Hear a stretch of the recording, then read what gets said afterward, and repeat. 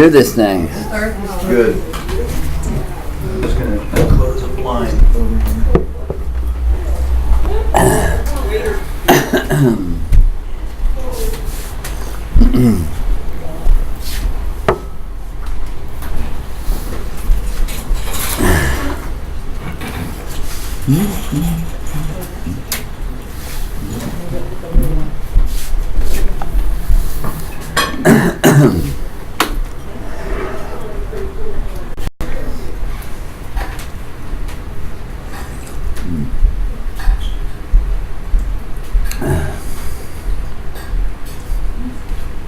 As usual, a deep silence descends. Beautiful. Silence is gold. Silence is so much more spiritual than speaking, don't you find? I know, isn't it?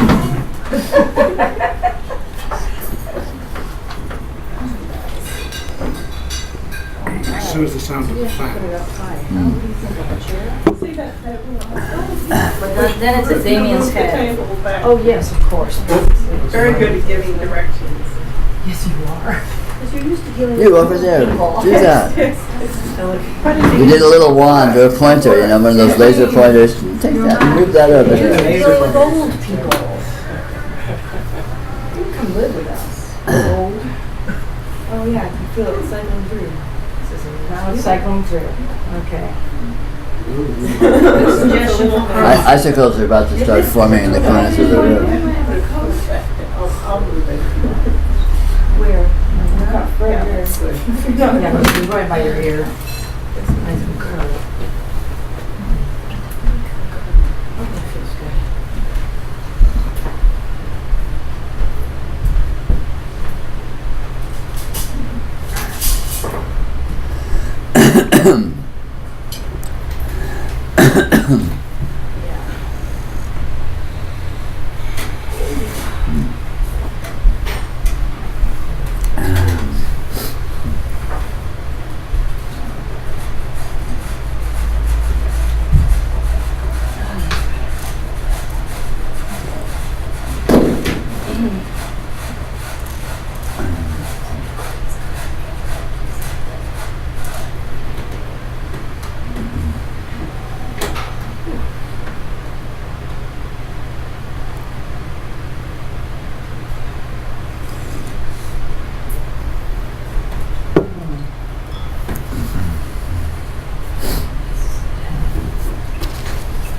May I ask you a question? Certainly, why not? So this is sort of a follow-up on a question I asked you last time. It has to do with surrender. And I asked you about surrender last time, and from what I understood, you were suggesting that there's nothing really to surrender to. But I'm wondering what relevance, if any, that concept of surrender has to spirituality, because it seems to be used so often in so many spiritual circles. Well, yeah, that's kind of theoretical. What's your relationship to that issue? Well, you know, I think I was telling you about my exposure to Adyashanti's teachings about 7 years ago, and he said, you know, he suggested let go of control, and you know, he sometimes uses that interchangeably with surrender, and for me that was a huge turning point in my life, because prior to that I felt like I was guided by belief, and after that, or since then I should say, I feel like there's some deeper force, intelligence, you can call it spirit or God or whatever you want to call it, that seems to be guiding my actions in the absence of belief. And I guess I could say, one might say that I've surrendered to that. I would say you just notice what's always the case. Surrender is a pretense in a way, because that you're not surrendered is a pretense. So surrender is useful as a pretense to counter the pretense that you haven't surrendered, that you actually have a handle on anything. Well, I guess there's a question of what is one surrendering to, and there are different. Well, that's the point. That's why I said there's no. It's a lie. It's bullshit. There's no surrender. So it's only surrender is only useful you can pretend to surrender, and that's useful if you're pretending to have not surrendered. It counters that, but there's no actual surrender. You're not actually. There's no one that actually surrendering to something, because there's no you and no it.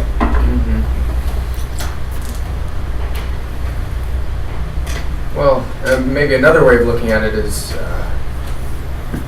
prior to that turning point, I felt like I was guided by belief, or one could say delusion, and there seemed to be a sort of surrender of that relationship to belief, to delusion. Sure, surrender of insanity. Yeah. But that's just seeing through it, essentially. So why not call it surrender to God, or surrender to Spirit, or surrender to the Tao? What's wrong with? It's misleading. It implies there is actually someone to surrender and actually something to surrender to.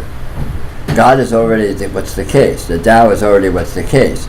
And that being the case, the important thing is to notice that that's the case. And in noticing that that's the case is a more accurate way to put it than some surrender your individual self to the greater self with a capital S, terminology. In spirituality, there's a lot of really, overblown, over-elaborated complexities that are defined into existence by the way people put things, by language, essentially. And I don't see the point in it. My approach is to try and simplify it, try and use language as directly as possible to indicate what's actually going on, to the extent that's doable. And I don't think adding complexity is any help to anyone. Well, do you think it's fair to say that when one is guided by belief or delusion, one is not totally guided by God or Spirit, or? No, because what's doing the believing? Where's the believing come from? It's all the same. There's one thing that does everything, and what that one thing does.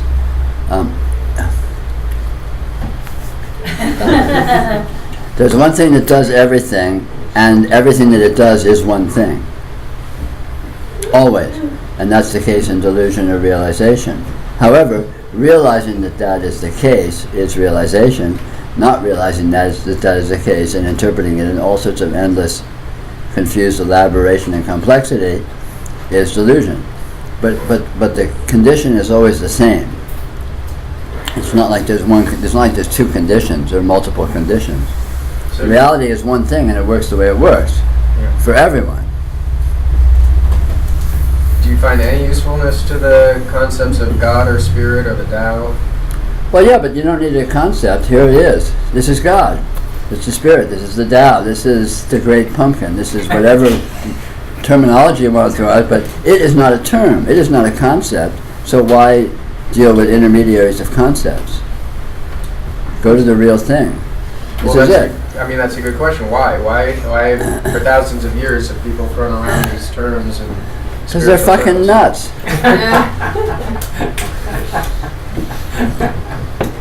The concept of God, Spirit, and Tao are, as long as they're concepts, they're beliefs. And what happens is you've given up one set of beliefs for another. But can't they be used as pointers towards something? Sooner or later you give up a pointer. The point of a pointer is to get to the thing it points at. So becoming a connoisseur of pointers is kind of if that's your idea of a good time, go for it. But it's not efficient or necessarily very productive. So the skillful use of pointers is to get off the pointer to what it's pointing at ASAP.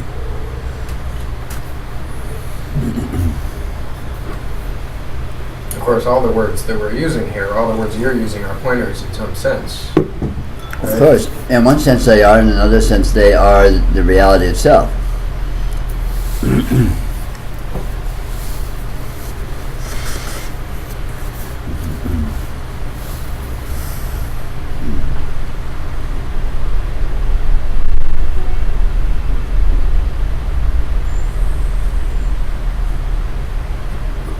What do you think, Verma? I can see the gears turning. Yeah, I can hear him. I can hear him. She's a loud thinker, that girl.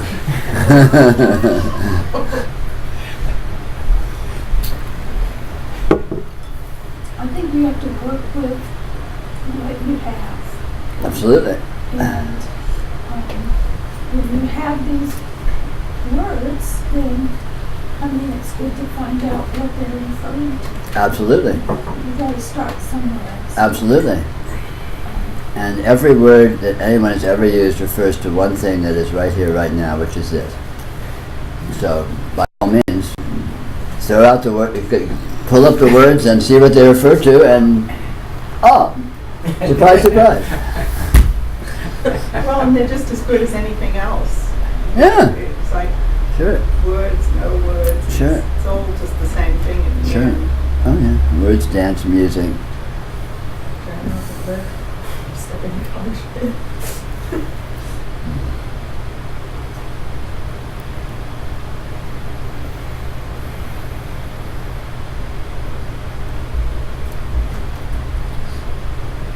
Did we actually get broadcasting yet? I think so. Cool. You getting anything over there? I'm just checking.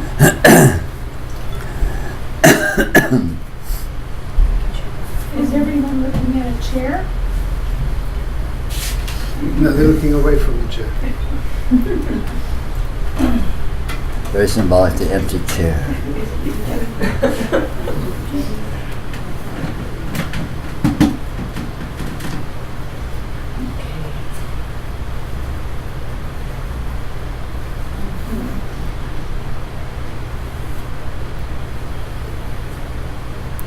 I have a question.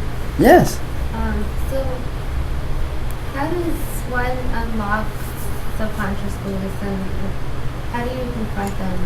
What do you do when you confront them? When what? Sorry, the second. When you confront subconscious Right. beliefs. Okay, great. The best way to deal with belief is ignore it completely. Don't try to solve belief. Don't try to deconstruct it. Don't try to address it. What I recommend is bypass the belief and go to direct experience. Go to perception of light, perception of color, hearing sound, feeling sensation, whatever, it doesn't matter. Or if you want to be, once you get good at that, if you want to get subtle, when thought is happening, you can go to the texture of thought. Because thought is, we think of thought as being an abstraction, but thought is actually a concrete presence. It's a presence of energy, events, whatever in the mind. And subconscious beliefs, of course, are the problem in a fundamental sense. But then, you can definitely try to dismantle them through logic and all that, but the powerful way to dismantle them is to just ignore them, bypass them, go to direct experience, and the more you are sensitized to and habituated to being with the direct experience in your experiential field, the less you'll have a tendency to orient towards beliefs.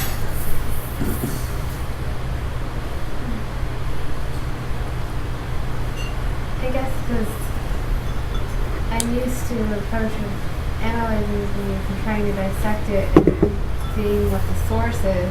and- Right. Yeah, but see, the problem with that is that doesn't get you out of the maze. Because if any source of a belief you could find is itself just another belief. See, the surprising nature of what's here, what is actually here, is that it's completely undefinable. So anything, like suppose you have a belief and you work up a cause of it, or, my parents were cruel to me, or, whatever, I don't know what, doesn't matter. That's just another belief, that's just another fantasy, and it's equally inaccurate. It's just as inaccurate as the subsequent belief that seems to be following on it. So you're just sort of exchanging terms. You're not really getting out of that at all. Whereas when you go to direct experience, you're entirely outside the context. Because direct experience is not believable. Direct experience is not interpretable. You can't know what anything is with certainty. You can't know what light is. You can know light, right? You can feel light, you can experience light, but you can't know what it is. You can't believe anything about light. I mean, you can start generating all sorts of abstractions and theories and study physics and study, photographer, I mean, whatever. Yeah. But all of that is not light. Light is the experience of light. And the experience of light is an actuality, not a belief. It's not a thought, it's not a concept. It's an actuality. And as such, it is entirely transcendental in the sense that it transcends describability. It transcends ultimate analyzability. So you can't believe anything about it because you can't find any particular anything to believe. And that the same thing applies to any direct experience at all. Direct experience is, well, I like the word transcendental. It's inscrutable. You can't resolve it as being anything. It is. Clearly, it's real. It's actual. It's right here. But you can't you can't pin it down exactly what it is, how it is. And beliefs and concepts and all of that are built upon the supposition that you can actually have something to start with that something, this is this and that's that, and this is not that and that is not this. And in reality, you can't do that. You can say, well, light seems to be different than sound, but but you can't pin down exactly what light is or exactly what sound is, so you can't know for sure that that's true. I mean, that's just one silly example, but the law that applies across the board, and discovering, noticing for yourself directly that experience is inconceivable. You can't conceive of it accurately. You can conceive of it, you can think all sorts of things about it, but none of the thoughts will capture accurately what it actually is. There'll be approximations. And when you see that, then that under direct experience, the transcendental nature of direct experience undermines the possibility of believing anything, because you can't get a handle on anything precisely enough to hold it to be this or that. I guess I'm having trouble because... Could you speak up just a little? I guess I'm having trouble because it's kind of... It feels like I just push it under a rug and ignore it, but then it'll come back, and then so what do you do about that? Well, don't worry about that. That'll happen. Yeah. And that has always happened, right? Yeah.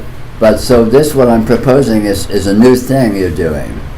It's letting yourself really, it's being very, very intimate with your experience, intentionally, really open to how amazing it is to experience anything. And obviously it's hard, you can't do that all the time because you get caught up in things, or you think things, or you have to do something, and you're talking to people and whatever. But from time to time, whenever you get a chance, just come to some direct experience. Look at light reflecting off water.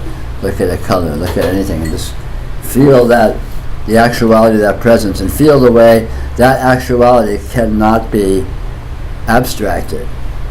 Right? You can't get a handle on it. You can't collapse it down into a symbol and have it be the same thing. It just won't work. And if you, over time, as you do this kind of exploration, that becomes more powerful than the abstractions and the concepts and the beliefs, and they just get weaker in terms of mattering, in terms of having any impact on your experience.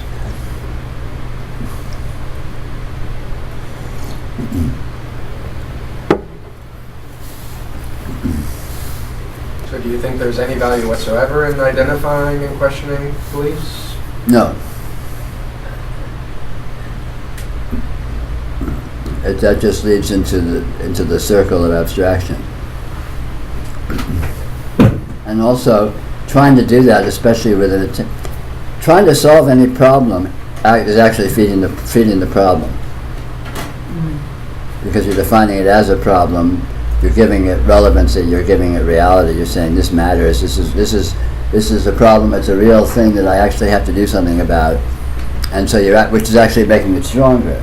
Whereas just bypassing it altogether, it's like not watering flowers. Eventually, they just wither up.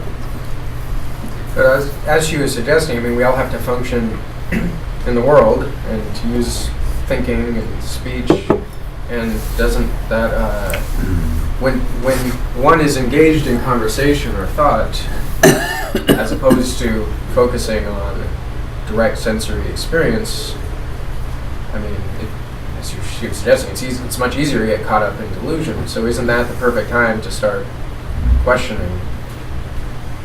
Well, how are you going to be functioning when you're busy questioning? That's a good point. You know, and A and B, it's not going to be effective. So what's the point? I mean, you can spend the rest of your life questioning beliefs and reading philosophy and studying the theory of, you know, causality and psychology and all these things, but you're just going around a circle. You're not getting out of that circle. The easiest way to get out of that circle is to discover that you already are out of the circle. And direct experience is not in the circle of belief or the circle of conceptualization.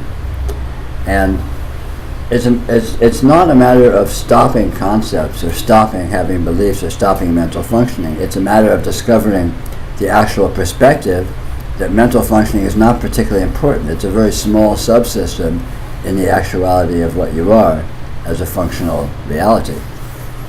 And the easiest way to discover that is to pay more attention to non-conceptual experience and discover how vast that is, and correspondingly how small the mental universe is, the conceptual universe is. Peter? And yeah.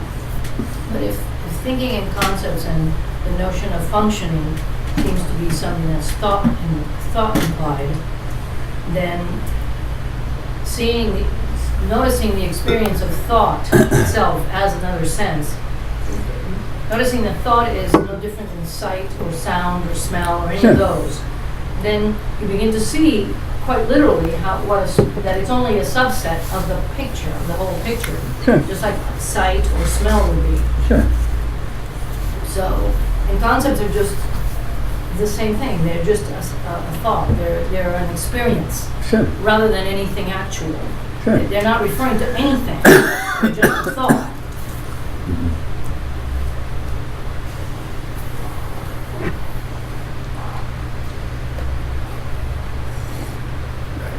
So I guess the reason I'm questioning about this is I'm looking back at my own path, and I think I was able to get more in touch with direct sensory experience as a result of trying to discover the nature of reality through concepts and realizing that I couldn't do it.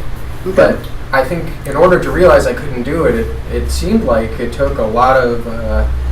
But the only way you can Time to do discover that you actually can't do it is by comparing that to reality, which means you're directing attention to reality. I think the reason I directed attention to reality is because I eventually became so frustrated and I felt like so unsuccessful at trying to ascertain reality through concepts that I never made a decision to focus on direct sensory experience. It's just like I gave up on the whole conceptual thing because it was such a failure.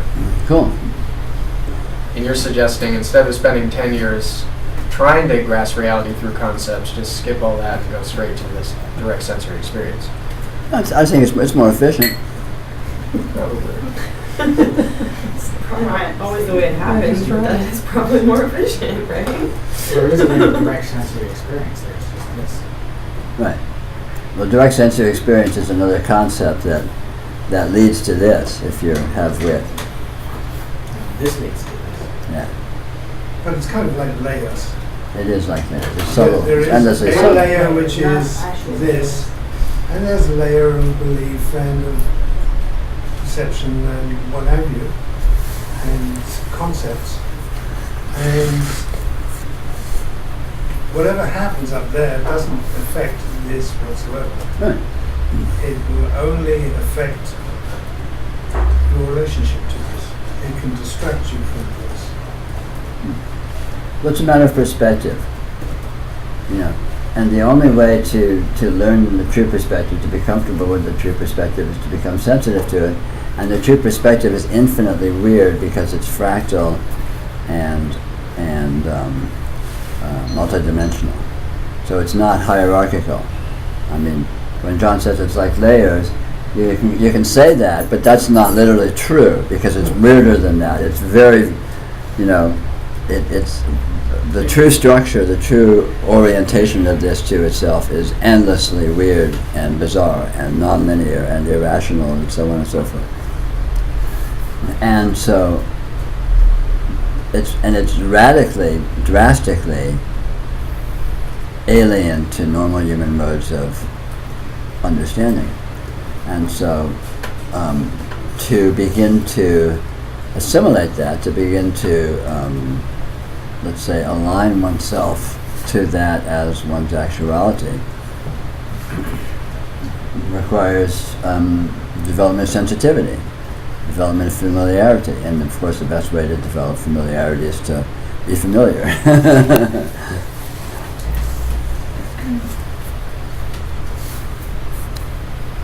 Words are, by and large, linear in their relationship. Reality is completely non-linear, and so the actual interrelationships are non-linear, and that's why in the verbal logic and the verbal implied universe is not in the slightest bit parallel to the actual universe.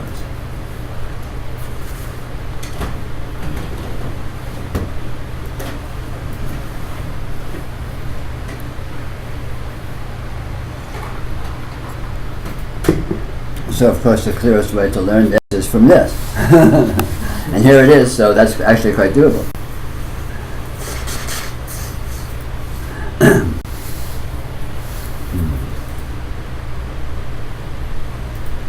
mean, that way of learning this from this is just so completely opposite of how the whole education system works. Totally opposite. And, I mean, everything I've learned in life is from doing and experiencing. Of course. And, it's sort of like the concepts in a way make sense in hindsight. Sure. They don't necessarily work the other way. Yeah.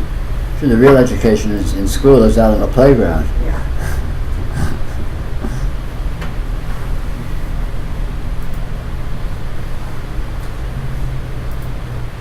This whole thing is very profound when you consider the space and time and everything else are inaccurate descriptions of this.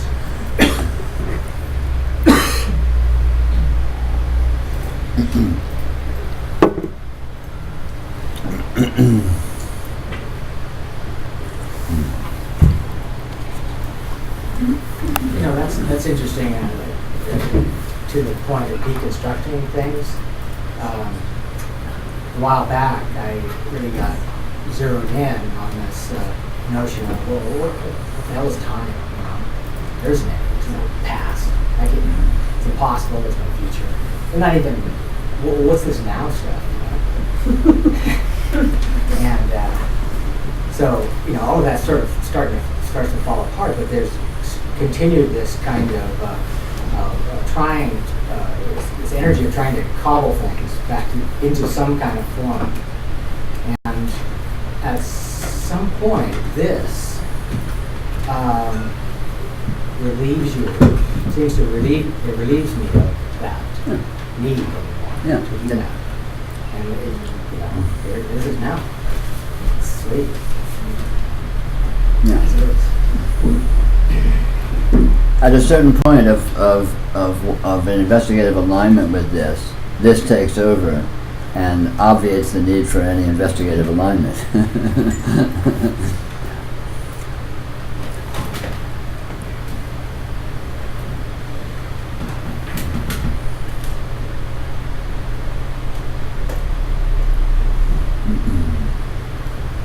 It's funny because I guess I haven't ever followed Eckhart Tolle before, but I've heard about him and it seems like his message was the power of now, like this is it, like really trying to push for that, and I felt like that sounded really like contrived to really try to focus on now, but it seems like what you're saying is that you're just saying you want us to notice these things, not really like put all our energy and not. No. This is exactly. This is not a matter of effort. Yeah. It's not a matter of doing anything. It's a matter of noticing what is already the case. So it's very paradoxical in one sense, because you can say, yeah, but noticing is doing something, and yeah, okay, but that irrelevant from that, noticing is noticing what is already the case. And in fact, this is already being noticed. Experience is the noticing of this actuality here. So in a way, you're noticing that noticing is already noticing. So it gets, so logically it doesn't make any sense at all. But basically you're settling into what is already the case without holding it to be any particular way. In other words, you're letting it be what it is. Not that you need to let it, or not that it's not going to be what it is if you don't let it. But you're just sort of, by noticing that, you just sort of settle into that, poetically speaking, you sort of just settle into just the stream of what is already the case, as it is, which is already the case, and so, it's very simple and obvious. But at the same time, it collapses all complexity, all effort, all striving, all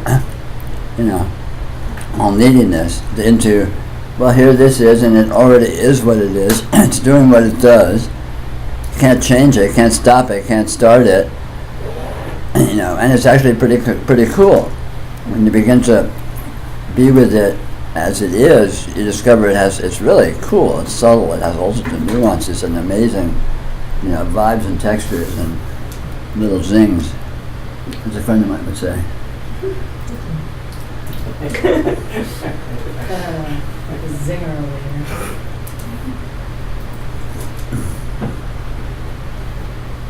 But the great thing about it, though, is that like your 10 years of questioning beliefs or questioning what reality is also what this is, so that you don't have to feel bad about it or anything, or feel like you're wasting time or something like that. Like, right? That's the piece of it where this has always been that thing. It's all good. Or always been. Intelligent engagement is good. Intelligent engagement is good. That's the law. And, but a big part of intelligent engagement is learning what intelligence is. And so intelligent engagement teaches itself what intelligent engagement is, and it develops and gets more subtle and more sensitive and more multidimensional and more nuanced. But questioning can be intelligent engagement at that level, but it's still a relatively superficial level. In the scheme of things, let's say. It's fine. If that's what you're working with, you're cool. But the intelligent part of it means don't settle for dullness, don't settle for formality, don't settle for process.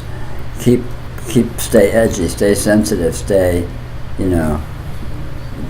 try and increase your subtlety, try and increase your sensitivity, try and tune in more, which will lead to new modes, entirely new modes and entirely new paradigms of how to be with this, how to play with this.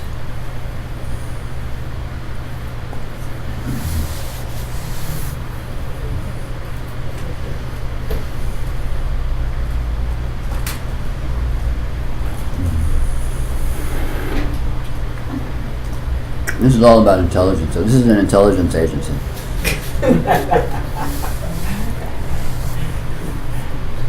Not the Central Intelligence Agency, but the No, there's no center.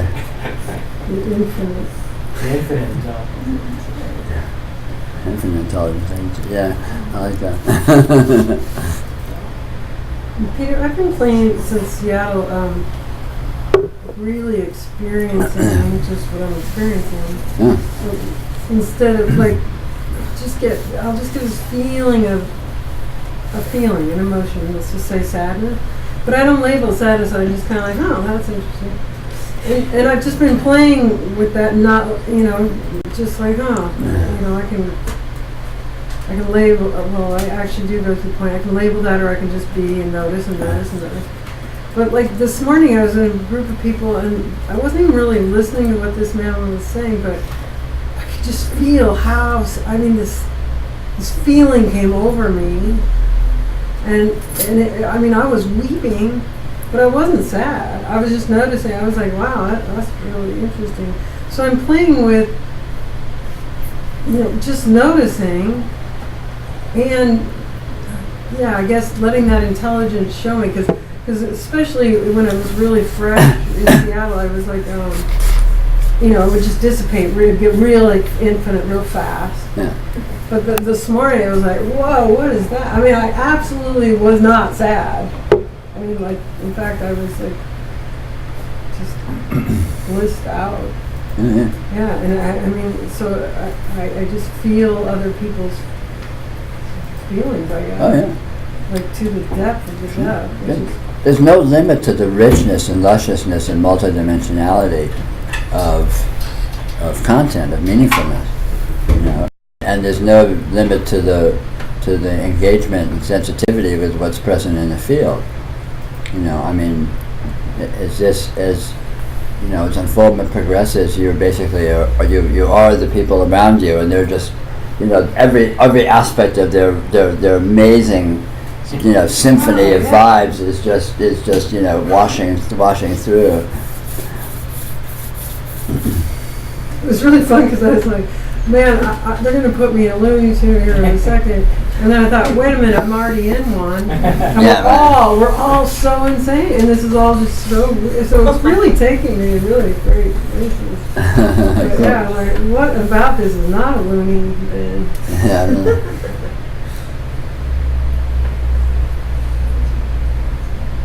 Can I question you a little bit more about what we were talking about? Have at it.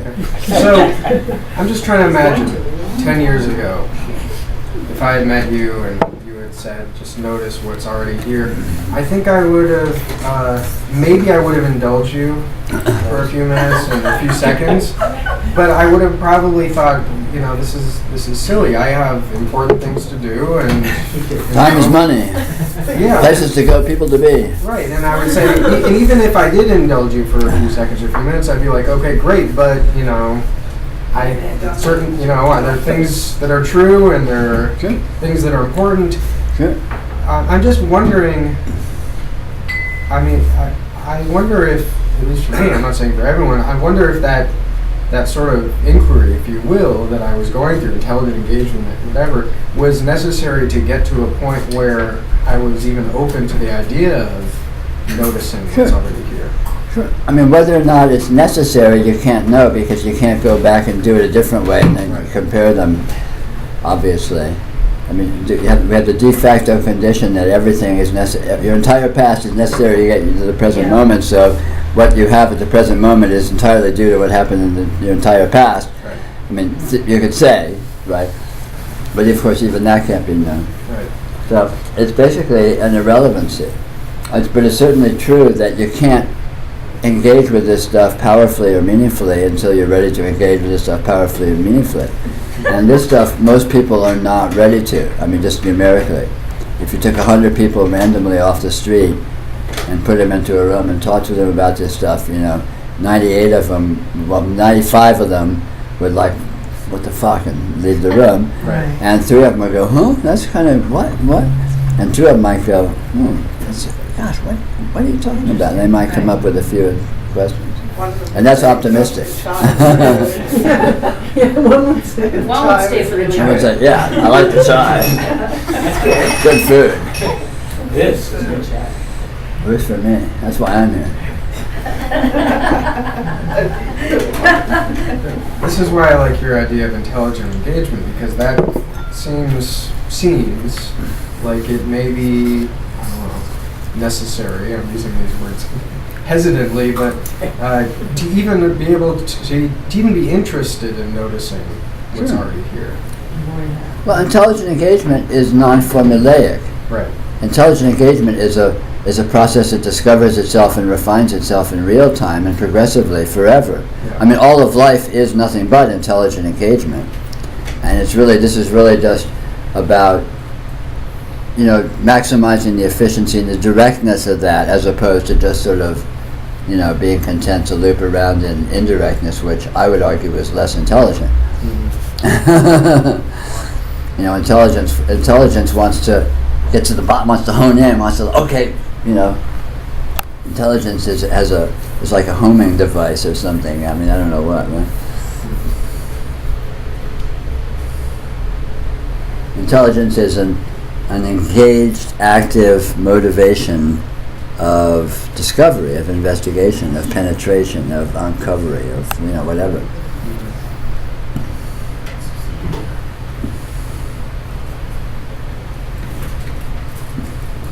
And so that principle in anyone's life is what opens them, is what develops them, is what develops their functionality, develops their subtlety, develops their wisdom.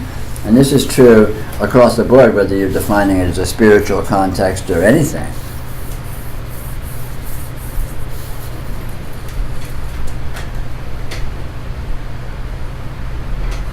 I mean, you ask about functionality. Intelligent engagement is what increases functionality, any functionality. Verbal and conceptual, semantic functionality, all of that, anything at all. So the same principle that is the cutting edge of genuine spirituality is the same principle that leads to excellence in any area of endeavor. So it's not like it's not like it's spiritual or it's worldly. It's not like that at all. On the contrary, with realization comes enhanced, efficiency of functioning on all levels. To the degree the system that you are, has the inherent, call it talent in whatever modes.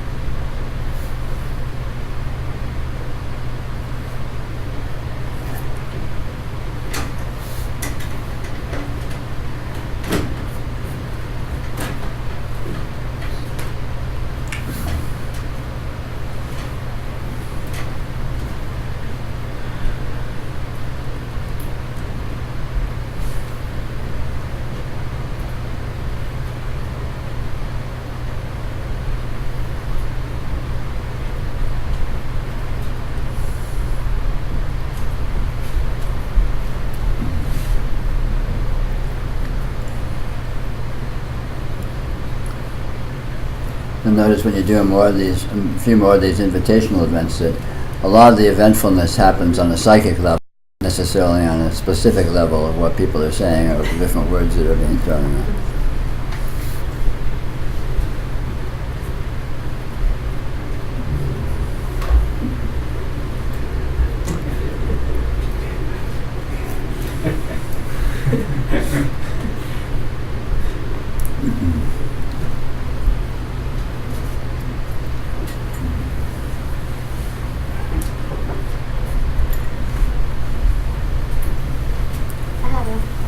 Mm-hmm.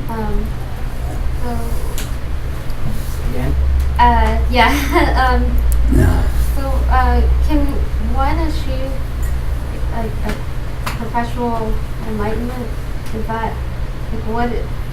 I don't know. I kind of have this idea. Yes, you can achieve it, but you don't really achieve it. You actually discover it by discovering what this is, and when you discover what this is, you discover it consists of perpetual enlightenment.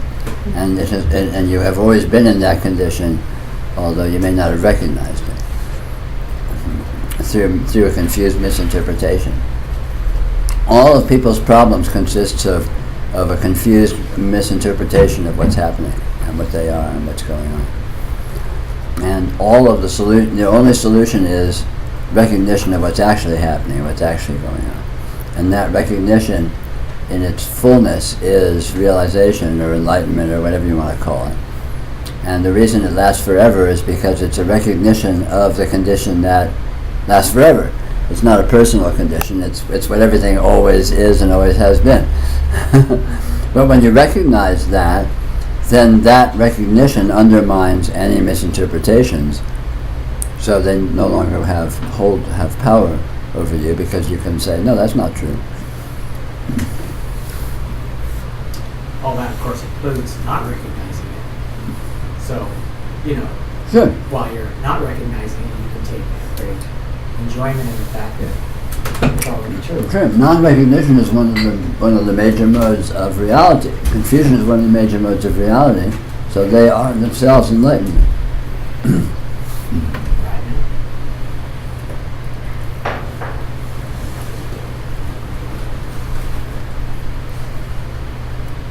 Can you still get caught in moments of delusion after this so-called enlightenment? After the so-called enlightenment, I don't know. I'll bet you're off on that. Okay, after enlightenment, can you still get caught in moments of delusion? Yes and no. The real answer to your question is no. But yes, in the sense that what you formerly might have interpreted as delusion can be present dominantly as a seeming condition, but you know that it's not delusion, so it's not actually delusion, and you don't get caught in it.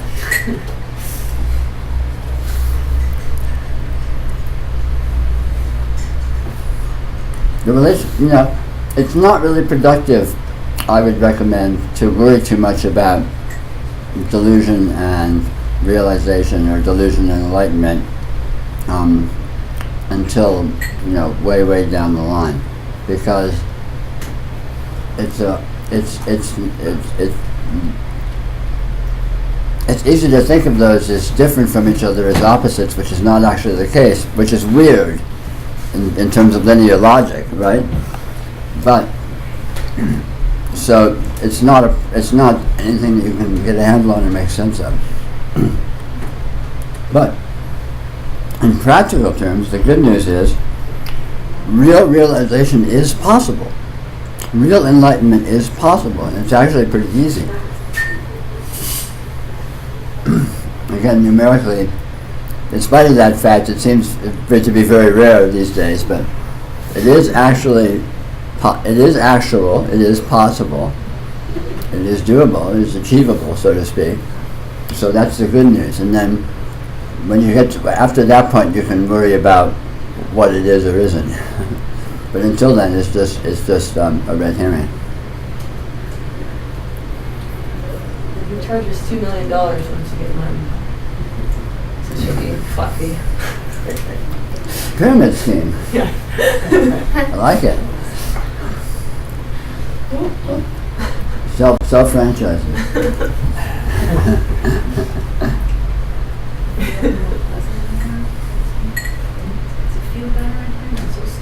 I'm very comfortable myself. I can't speak for anyone else. You're room like a sauna. You're quite pain?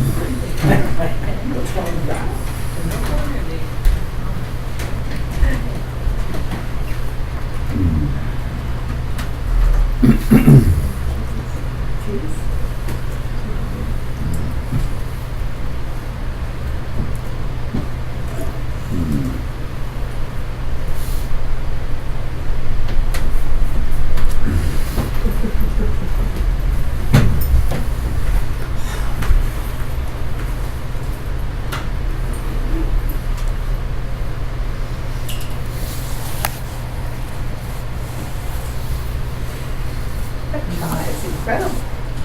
I know. I'm with you.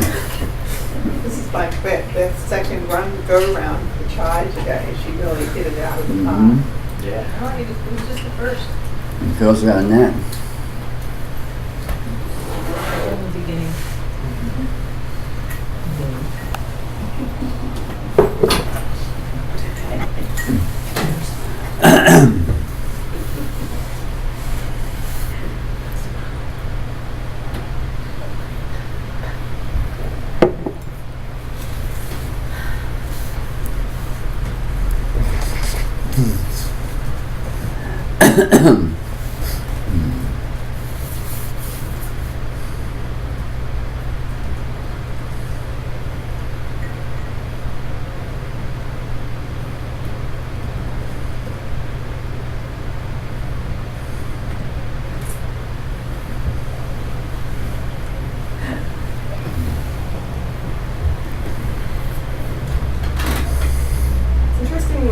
saying, Erin, about feeling these weird sort of washing over stuff. I feel like in the last, while, I've been sort of running the gamut with like feeling like I'm plunging into these weird emotional states like that, where you're just like sort of along for the ride. And first it was like euphoria. First it was then it was anger, and then it was some other like sadness or craziness, or now it's like this sort of anxious thing. It's so odd. It just sort of comes in these weird like seeming of stages. But I'm like, I guess it's interesting to sort of practice the not needing to get like so invested in that and sort of feeling it wash. Sure. It's like There's endless textures to the energy. Endless textures, endless flavors, and they're continually washing through it. You know, but they never actually resolve into anything. They never actually build anything. They don't actually come from anything or go to anything. It's just endless weirdness, morphing into more endless weirdness, into different endless weirdness forever. Yeah. Consider me tempted. Huh? Consider me I'm just going to tempted. take a little for myself. You can have the rest. I'm just gonna take some for myself. There's more where that came from. Anyone have any acid?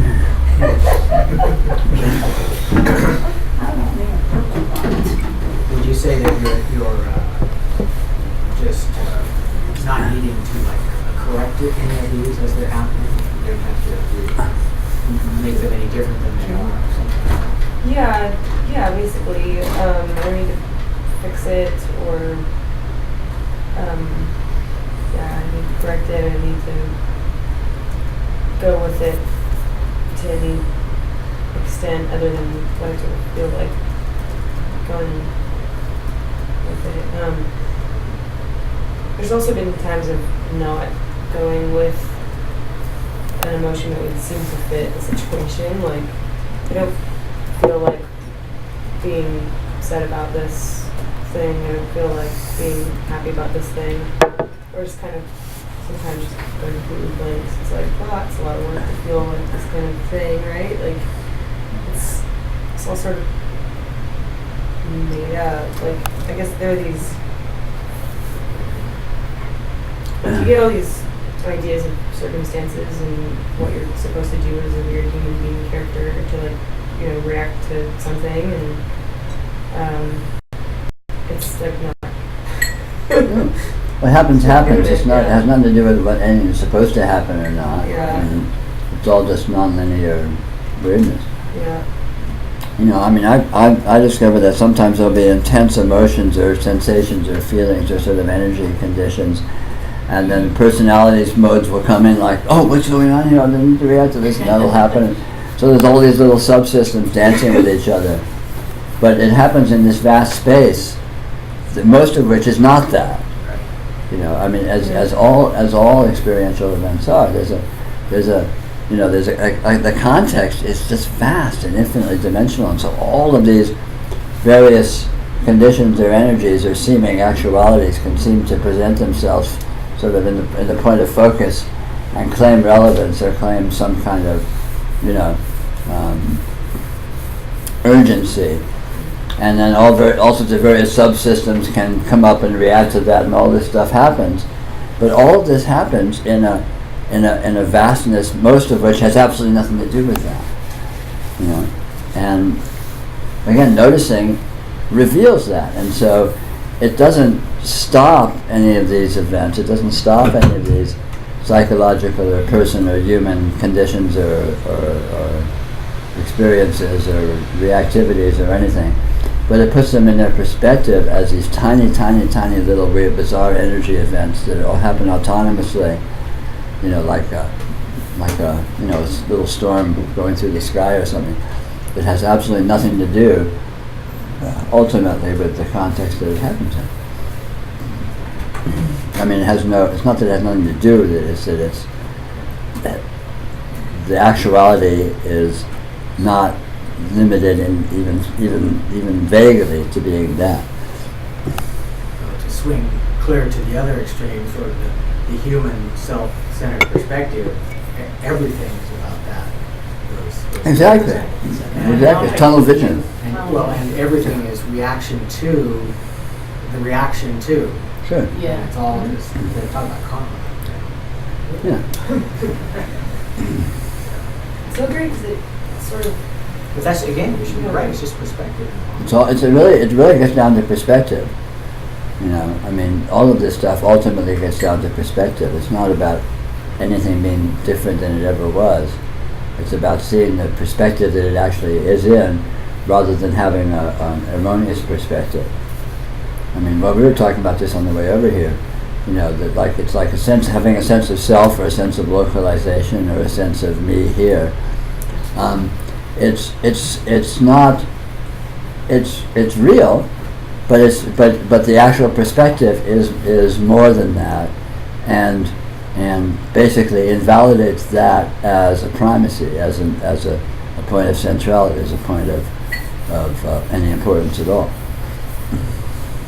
So the great part about that sort of is like the feeling of not needing to identify with this emotion, that situation. You're not that thing. You're some other weird plus or minus or more other or whatever thing. And there's not like yeah, something similar. It's just like this nice sort of wash. Yeah, nice wash. Yes. Good way to put it. You know, sometimes it can also seem weird. That's great too. So Sometimes. Weird is what we got, girl. weird. I find myself enjoying the weirdness. Oh yeah, Yeah, totally. Yeah, it's weird actually. Well, what if that's what the desensitization program seems to be about, is like believing it should be anything other than weird. Yeah. You know. What would that even be? Yeah. I mean, what is other than weird? What's the opposite of weird? Some dream. The opposite of weird is weird. Yeah. It's been too long since I've been in this group. That's probably a problem.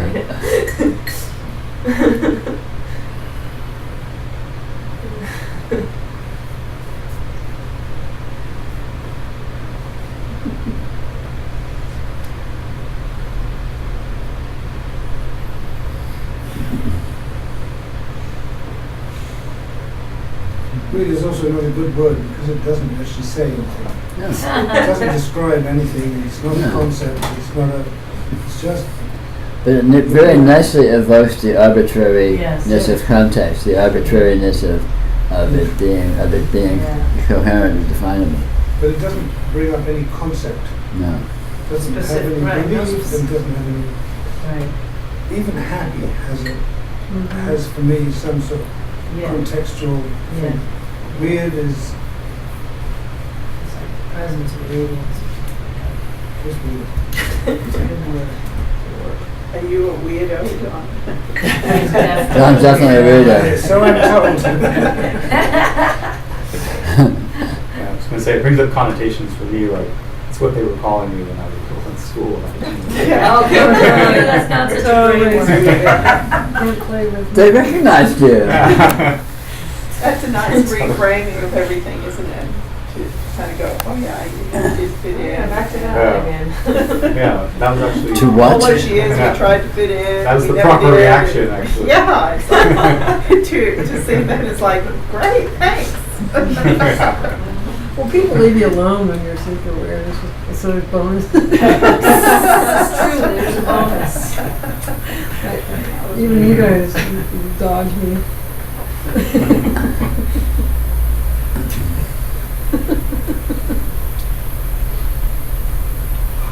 Having perspective is very much like an OCD behavior. There's such a vast way of responding to any situation, but OCD behavior sort of narrows you down to very, very narrow perspective, something you have to do. And I think as a human species, and I don't think all people are like this, I think there have been cultures that have been more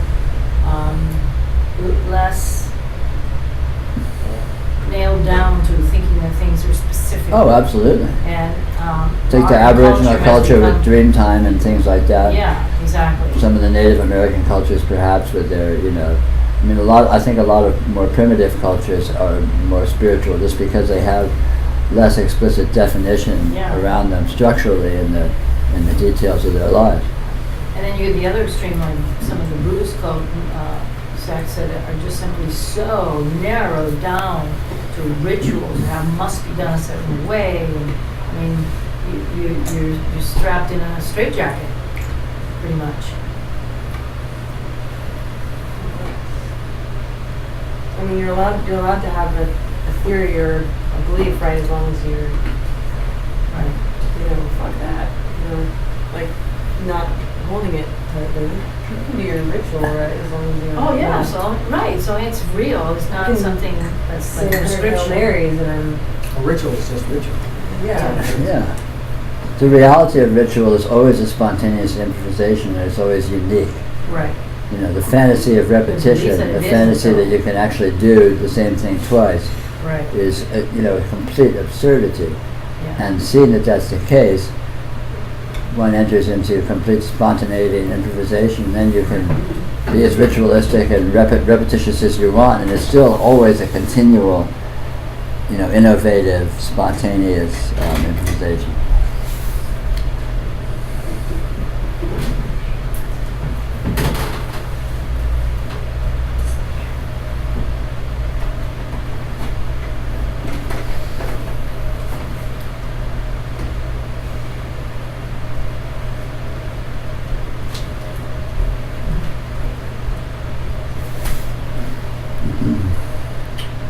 Why don't we take one of our famous 15-minute long 10-minute breaks, and we can come back and, I thought they were 10-minute long, Refill on 5 chai. well, yeah. Are you stretching? It's a 1-minute break that's actually a 5-minute break that's going to last 10 minutes, but you're going to take 15 minutes to do it. So. Alright. That's weird. Sounds like I usually just leave the video on. Yeah, that's fine. This is where we're. Turn the camera around.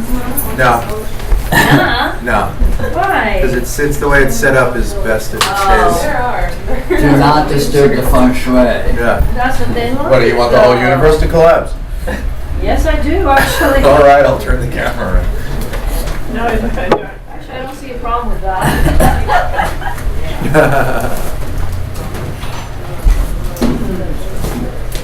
You heading out, Nancy? Oh my God, you guys brought ice cream too? I'll see you on Sunday.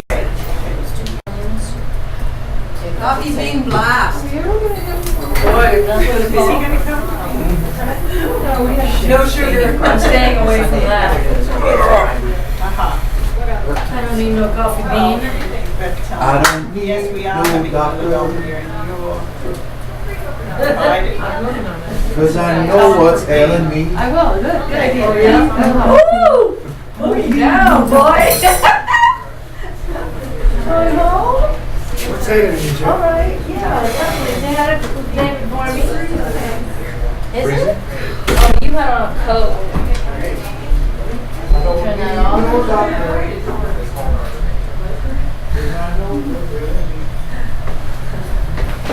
There's coffee ice cream and old vanilla ice cream. Well, vanilla or old.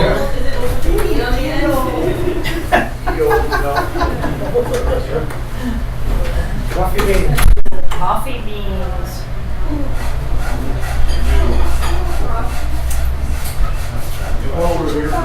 I think some box is good for you to dump that stuff out, so why don't we talk?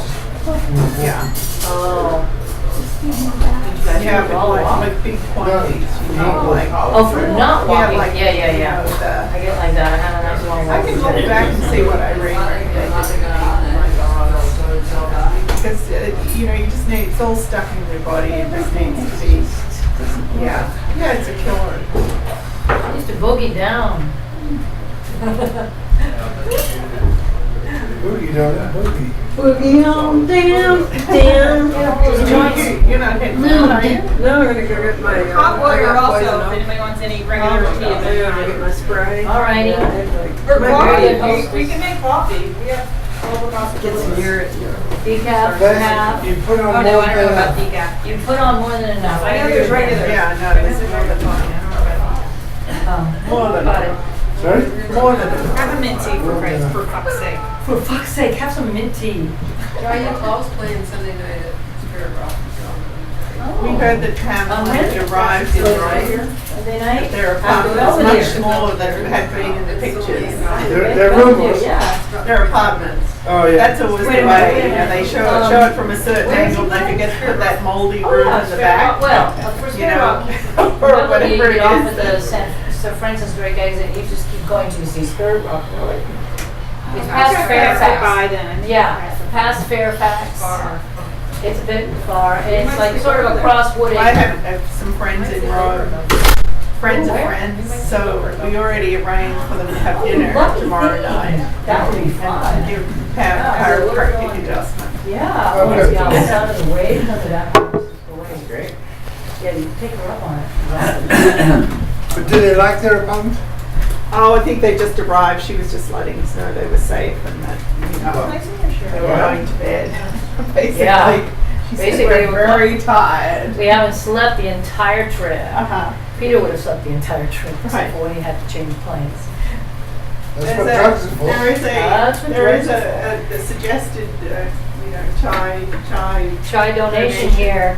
plate here. for Well, let's make the announcement after we get back. What's Yeah. Are you wanting to come and stay?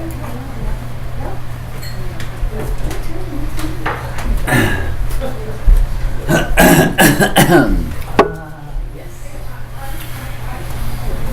Any much online action? Yeah, I was just pissing Michael Riley off. Okay. What's that? In a good way. You know, we can do that. You were pissing who off? Michael Riley. Michael Ryan. Tell him hi from me. I guess I'm telling him hi from. Hi, Michael. Yeah, he might still be there. Who was pissing Michael Riley off? Oh, Jeff. Of course. With his chat. With his chat in the chat room. Remember that whatever you put in there stays for posterity. Michael said It doesn't matter. It all says Peter Brown. It all says Peter Brown. Well, that's Peter Brown's a real asshole. Really? I don't know who the guy Yeah, we is. know that. Yeah, well.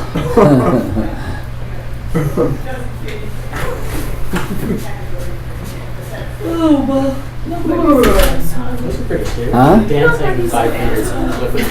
Oh, everybody's an Yeah, 5 asshole. fingers. You like Great. it? Does that feel good? They feel good to me.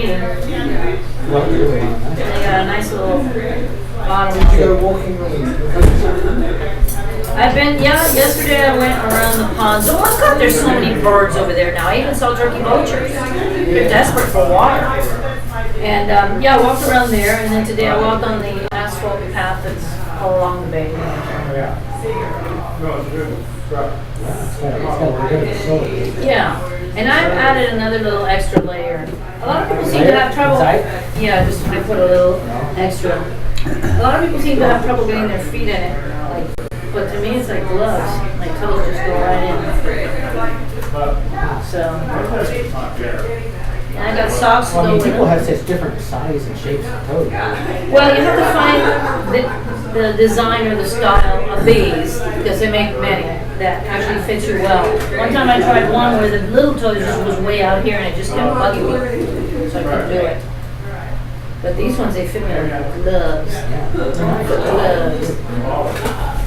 They're good for your own drinking. Did you put all those straps on, or that came with? That came with. Oh, cool. You're trying to make it look girly. Well, it looks like ballet slippers or I something. know, that's what everybody tells me. Oh, you wear ballet slippers. Wait a minute. What's with the toes? Well, you know, because you're on your toes. How are you in the toes if you don't have toes? Well, I keep thinking, I keep wondering that you could have them, and like if you design them so that they have like a little kind of a cap on the top so you couldn't actually see Oh, separate toes. yeah, like some of this stuff coming over or something. Well, just from the top, so, you know, Oh, it'd just- still be separate. Yeah. Well, yeah, if you wanted them to look like that, but I think the company was thinking, I mean, I would do that too. But the company was thinking this is a way to promote themselves too. Because people will say, hey, what are those? If they were covered and nobody saw it, nobody would know. So, and I have another pair that's more winter thing. They come up a little higher solid stuff, and this part comes up a little. Five-toed galoshes. Yeah, that would be nice, but they're not entirely waterproof. They're just nice and warm, and I have toe socks that come up, you know, they're knee socks to wear with those shoes. And they're just comfy to me. It's like being barefoot, but having a very calloused foot so that I don't hurt myself. You know. Yeah, I know. It's great. And I like being barefoot. So these are still not quite like being barefoot exactly, but very close because my toes get to move any which way they want. Well, I take my shoes off as much as I can. Yeah. That's a good thing, I think. I just like it. I do too. What I don't like is to be stepping in wet, sticky, dirty stuff all the time. But, well, not just dog shit, but like if I'm cooking in the kitchen and I'm making a lot of spills and I'm barefoot, it's like eventually it annoys me. That's why you better wear the shoes. That's right. The toe shoes. And also I have a little mat in front of the sink and the stove, which is where most of the spills occur. So, I got one of those cushy memory foam bath mats. oh, really? Get out of the shower. It's like, you sink in like. Yeah. Yeah, I get that. I have a mattress. At Costco. Yeah. I have a mattress like that, so. Yeah, I'm Yeah. memory foam. Yeah. It's great. I've never had bad nights. I think we have Yeah. foam, but it doesn't have memory. Oh, maybe you had foam. Actually, it has too much memory, yeah. So it's like, okay, now this is like the vet that you sleep in. That's right. You get in and you're in a mold It already. has too much of a memory. Yeah. Forgetful phone. Forgetful foam. Yeah. How's everyone's temperature now? Yeah. Is it cooling off? Chair. It's better. I think we can cool that one off. I guess Suzanne didn't Yeah, want to stick go ahead. around. She came and sat for a minute. The vibe wasn't right. And she left. Yeah, I was wondering about that. That was weird. That's the first time she's been weird, don't you think? Yeah, I agree. That was weird. No, well, I've never seen her do that. What? So Suzanne came. She was here for about 5 minutes and left. She's getting more discriminating as time goes on. Yeah, it's like, okay, I've heard She's enough. getting it fast now. Yeah. 5 She only needs minutes 5 is minutes enough. and she's got I it. haven't actually seen her leave though. It's like a mysterious leaving. I know, right? She just evaporated. Yeah. She's becoming like a hummingbird. Yes. Where's your fan? She's still here. Yeah. Oh, she's in her She's taking a nap somewhere, right? Oh. So we're they're going crashing they're on Dan's house. this Didn't even know we're here. 3-week odyssey to Awesome. Rome, Wow. Crete, Greece, the Greek islands. Cool. Yeah. Have we gotten any notes from? Yeah, they arrived in Rome. That's it. Their apartment was smaller than it They're not seemed in the right, pictures. Yeah, Roman You know how that is. apartments Yeah. are about half the size of it. They were both exhausted and they slept. So. I think most apartments in most of the world are smaller. Yeah. I was in this apartment in Marseille where I was in a shower. It was so narrow. Yeah. You couldn't like reach down and like. Yes.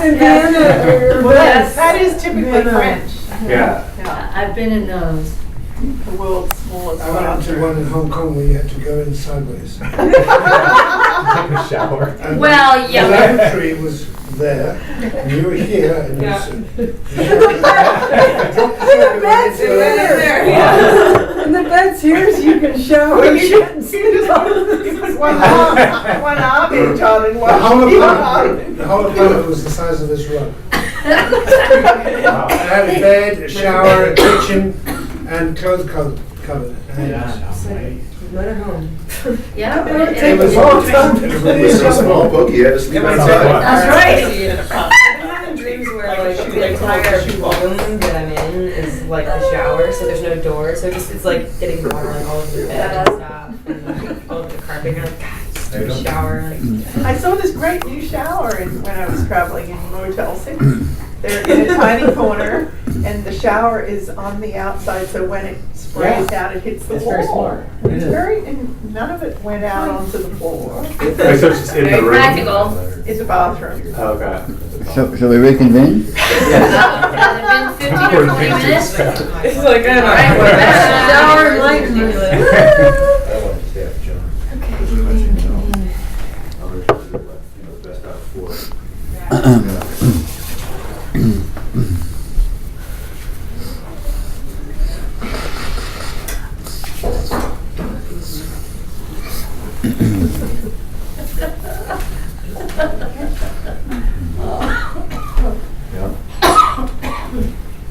All right, we're back. We're talking about this, if you want to be really subtle, you can go to the energy of thought itself earlier. And that's always, if I go to the energy of thought itself, it's like other things. It doesn't seem to coalesce in anything coherent. There's definitely an energy of thought. Recognize it, and it washes and ebbs and flows and does all kinds of stuff. And then there's another mode where you're not doing that, where it's like a magic show that tricks you, and it's like you go for it hook, line, and sinker, but those seem like two totally separate things. Like It seems that way. It's interesting. I mean, this is a basic principle of experience, is that experience seems solid and defined when it doesn't look at itself very closely. Yeah. When it sort of maintains some semblance or some seeming distance. And yet when you look at what's actually present intimately, you discover transcendence. You discover, multidimensionality and nonlinearity and non-resolvability, et cetera, et cetera. Yeah. And which is why noticing is so powerful, because noticing is exactly that. It's looking at what's actually present instead of just sort of glancing at it and thinking you know what it is, and then it can seem to be something, and it sort of solidifies and becomes a thing, or a this and not a that. Yeah. When you look at what's there, it's just you discover weirdness, and the closer you look, the weirder it is. Yeah. I think you can also kind of ride on that not looking so directly in and of itself. Oh, absolutely. It's kind of a way to flow and move with things. In a way. It's like you just sort of let everything, because you sort of know already that everything's implication, everything's implied by what something else seems to be. So there seems to be this way to experience lots of things.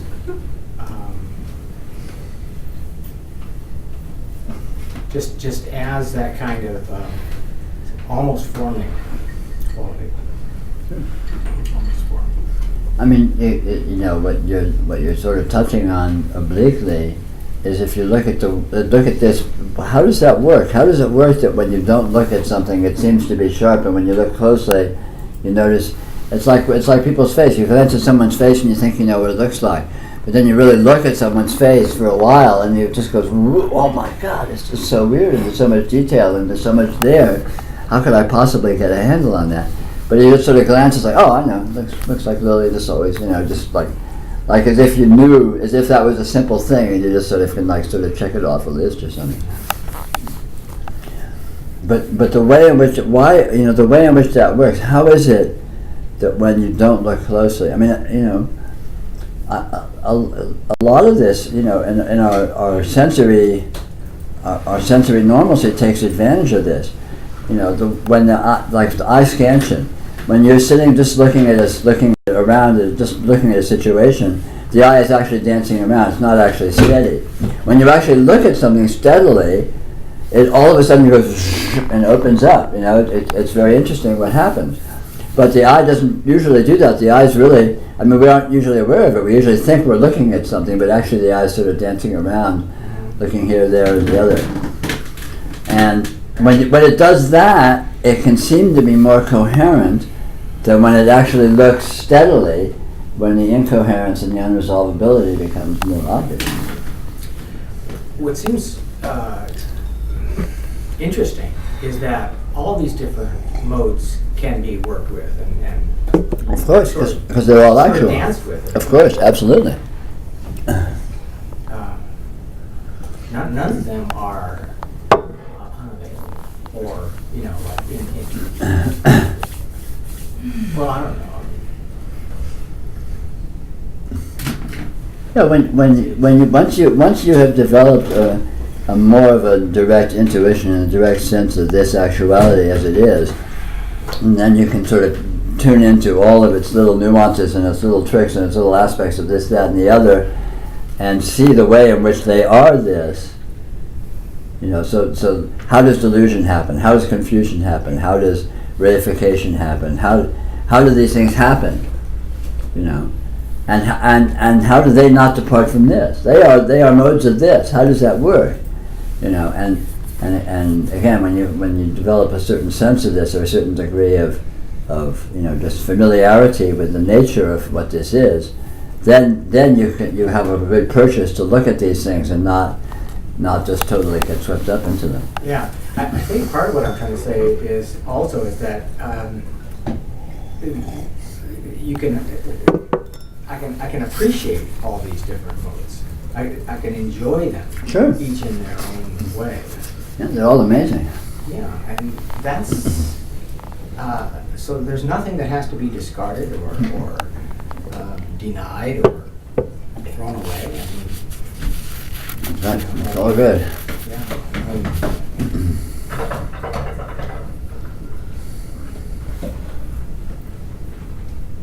Well, it's interesting, that dumbing down thing, that sort of, that apprehension to try and grasp what something is and then to just sweepingly see it, because I think a lot of that for me is, implication. Yeah. It's like, what is the implication of seeing something deeply is the assumption, wherever it came from, that there's something to be done, or there's going to be complication, or when in fact, the more I look and see, the less that's true. That in fact it's just, opening and opening and opening. Yeah. And there's a great freedom in that, Right. which is the exact opposite of what I believe to be true, or what I've been raised to believe is true. Yeah. The fantasy is the closer you look at something, the more it's going to resolve. Yeah. But in actuality, the actuality is exactly the opposite. The closer you look at any phenomena experientially, the less resolved it is. The more it opens up, the more the more divergent it is from being any particular way. Yeah. But there is an ease in myself that has arisen from noticing that more and more. Yeah. Oh, absolutely. Which has given me more confidence to do that. Yeah. And more facility to do that as well, Yeah. rather than, initially, being apprehensive about doing that, or, historically having consequences from doing that, or whatever. Yeah. Sure. For whatever reason, that there seems to be the capacity to engage in that more directly and not have sort of negative consequences or whatever, not be afraid of the consequences. Yeah. Or Consequences. The dangerous side effects of noticing. Yeah, I mean, really. Beware. Beware, your whole life will go to shit. And, You forget how to wipe your butt. what?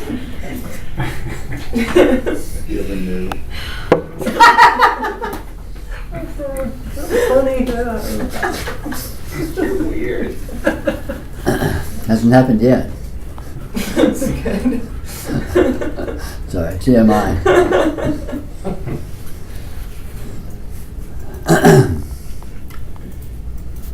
Sweating up the days. Here. It's opening. I can't figure out how to use that. How to shut it off sometimes. You want to know how to talk to you.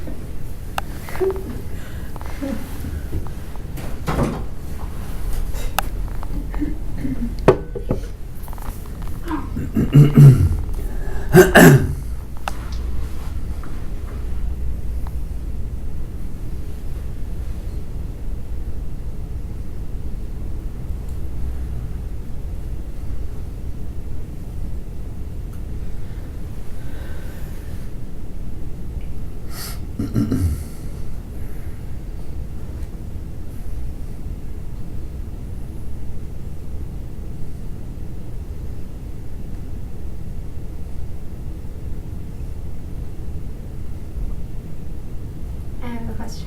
Yes. So, as humans, it seems like we are social beings, and it seems like it would be natural for our actions to influence each other. What do you mean, our actions influence each other?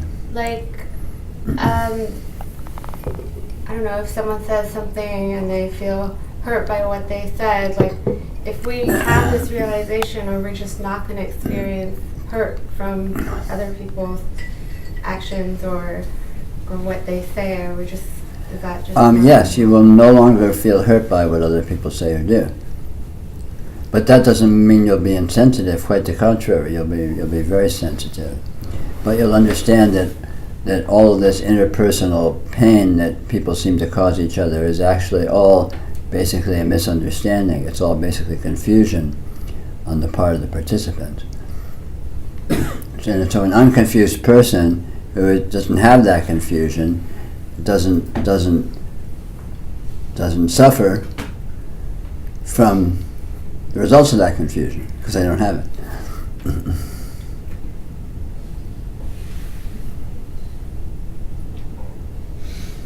And also they'll tend to inflict a lot less,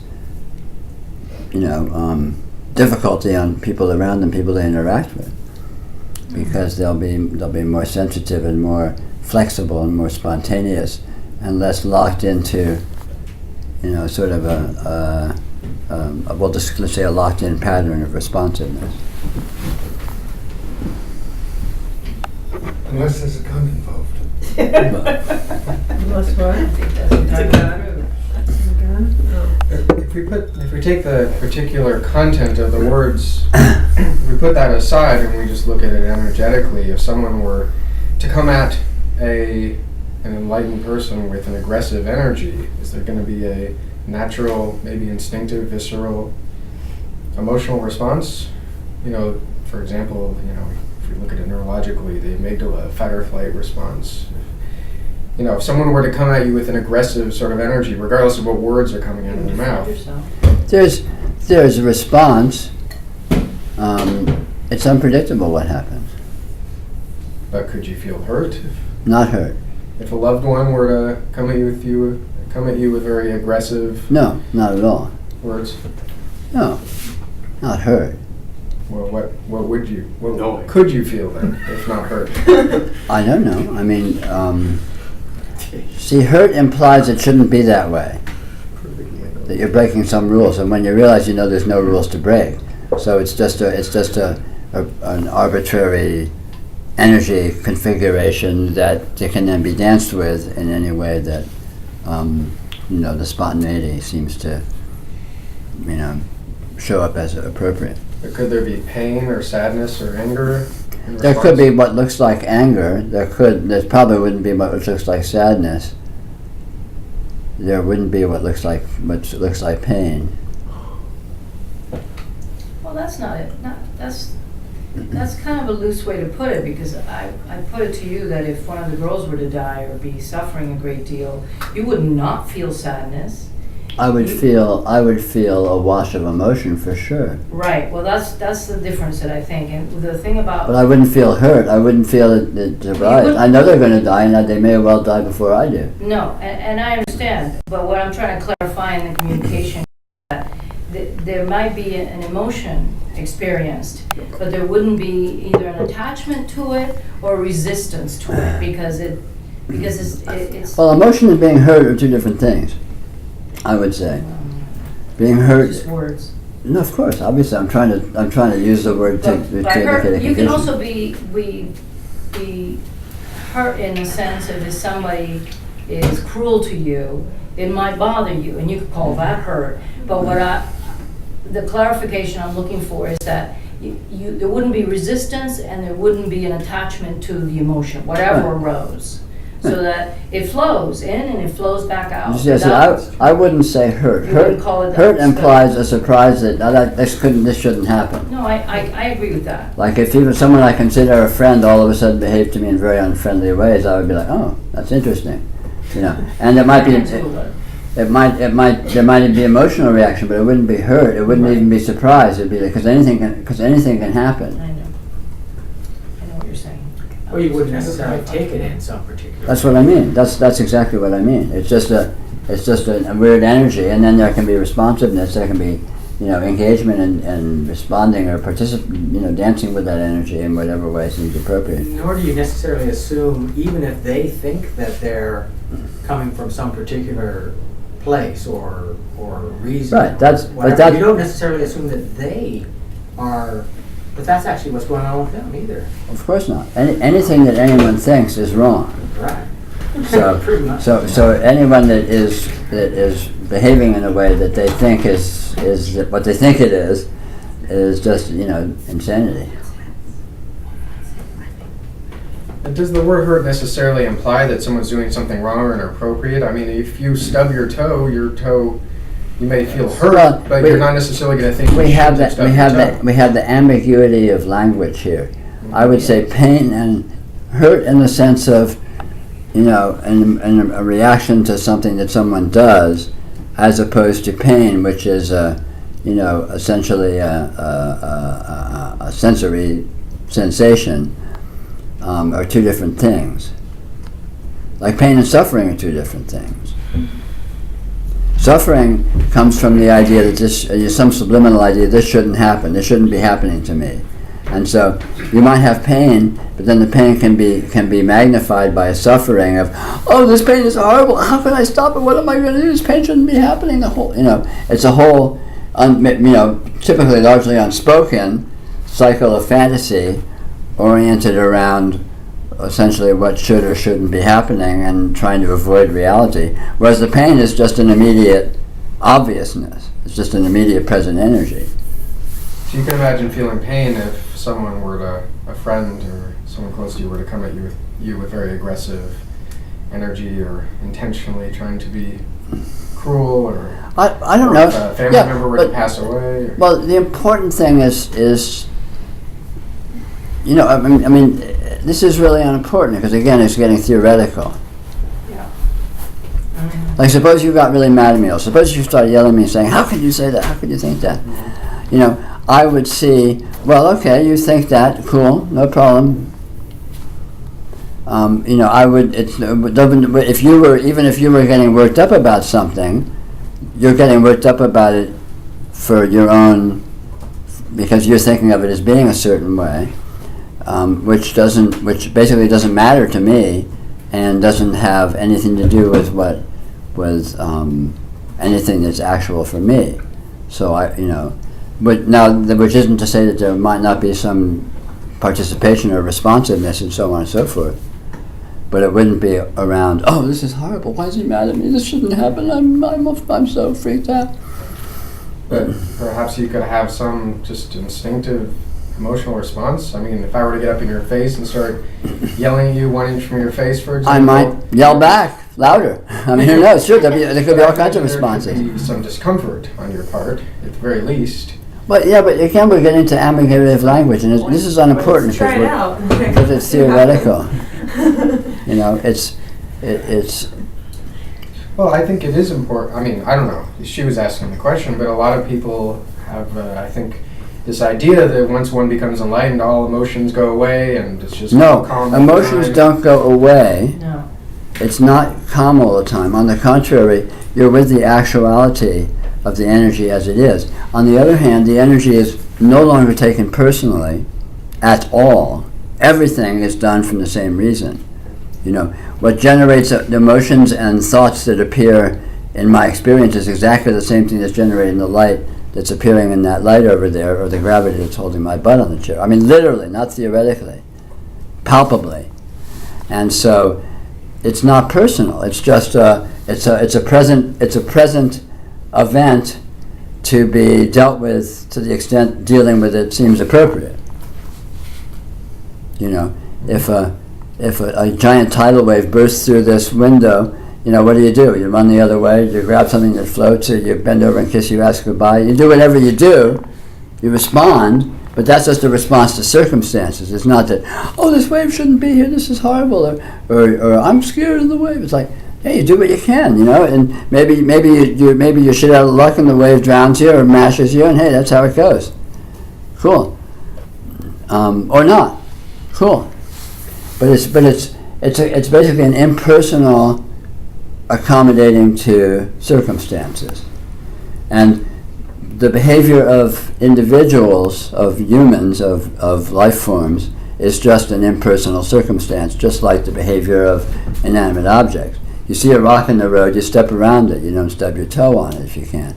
You see a person coming at you, you behave in a way that's appropriate, so you don't, so that the outcome is in a way that is not problematic to what you want to be doing, so on and so forth. Well, it's never theoretical. Yes, that's the point. It's never theoretical. It's this now. Yeah. Whatever it is. Yeah. And this now is alive. But it's all in one dimension of sameness. It's not like there are people and people matter and there's things and things don't matter. All there is energy patterns, and all energy patterns are the same as other energy patterns, even though they present with very different bandwidths and different frequencies and different textures and so on and so forth. So basically, your presence in my experience and this pillow's presence in my experience are identical. The pillow doesn't talk to me, so far, so I don't have to answer it. And you do, but I don't have to answer you either. But what I'm getting at is that nothing has an importance, a preciousness that requires a delicacy. There's no reason for anything other than complete directness and honesty. There's no reason for games, unless there's a motivation to play games, and that's cool too. But even that's an impersonal thing.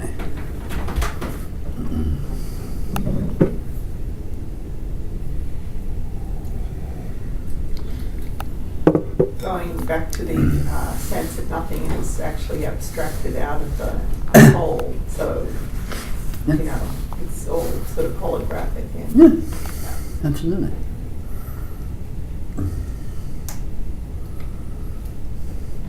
In one sense, one discovers that there's all that. In one sense, your experience flattens when you see what it is, because it's all the same. In another sense, it endlessly opens because you discover it's all the same, but it's infinite dimensional in its flavors, in its modes, in its dimension, in its qualities. And yet, all of those dimensions are completely the same as each other.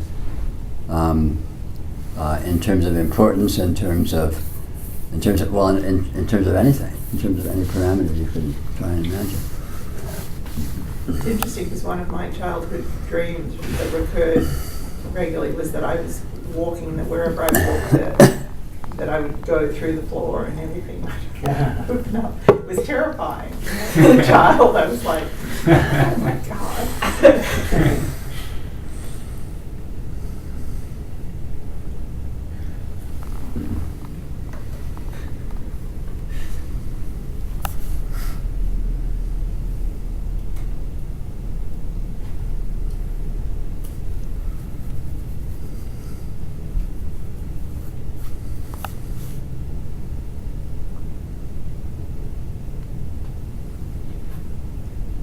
So Peter, going back, if I may, to what we were just talking about, do you never experience anger?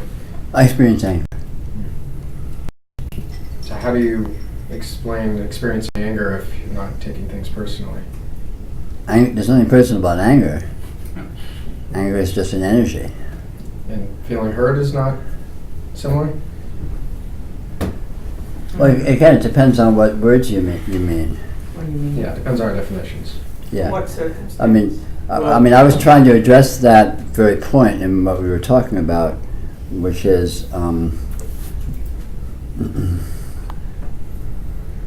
one is hurt, it's always one's image of oneself that's hurt. Yeah. And you have to. In a way, it's supposing that things are deviating from somewhere they're supposed to be, in some sense. Well, and that is an impossibility. Something's being damaged. When you And see one what way this to is, this cannot, damage- this can be any which way. It's like you know, I mean, this is good because if there's anything to pull apart, it's probably that one right there, this hurt thing. Because, you know, it's really clear that when you're depending on something for how you feel to be a certain way, when you depend on someone else to feel a certain way about you, that is prison. And that's, it's not true. None of it's true. Right. And you can begin to see that and see things as they are, which is that there's no essential truth there at all. People are the way they are, however. Right. And as you start to see it, it may be painful. It was for me at times, and still is at times, you know. But it's no big deal anymore, really, because it's just you realize that you're not depending on any of that to be true. Right. Nothing needs to be any particular way. People don't need to be nice or not. They don't need to be this way or not. Anything can happen, and it's all just something happening. And what do you do about it? We do about it whatever you do about it, which you find out in real time when you do. That doesn't need to be any different. No. Which is why anger is possible. Totally. Yeah. Yes, anger. Fleeting. How is anger different from hurt? If I don't there know. is an expectation, like if you get frustrated, you want something to work the way you want it to, like, isn't that the same as being hurt? Like, you kind of have expectations in both situations. You know, maybe I don't see that this is a particularly clarifying thing to look at. Sometimes you can correct. Well, You know, sometimes I don't, just looking because for- it's an abstraction. It's an abstraction. You know, if you were feeling hurt now, then we could look at that, and that would be interesting. Or if I was feeling hurt, or if I was feeling angry, then we could look at that, and that would be interesting, because that would be a concrete thing. But to sort of look at it, well, if this and if that, it starts to get a little abstract, and also the terms we're dealing with are a little nebulous in terms of pinning down exactly what we're talking about. You know, the way people often talk about things, we sort of merge all these things together, and it's very sloppy. You know, sort of hurt and angry and all these things are sort of taken as equivalents, and they aren't necessarily. Your first mistake is labeling it as hurt. Yeah. Because once I look at hurt and experience, and it just, I mean, let's say I label it as hurt, but I mean, that's my first mistake. But if I really look at it, it's like, hurt is like one infinite trillion billionth of what it is. Right.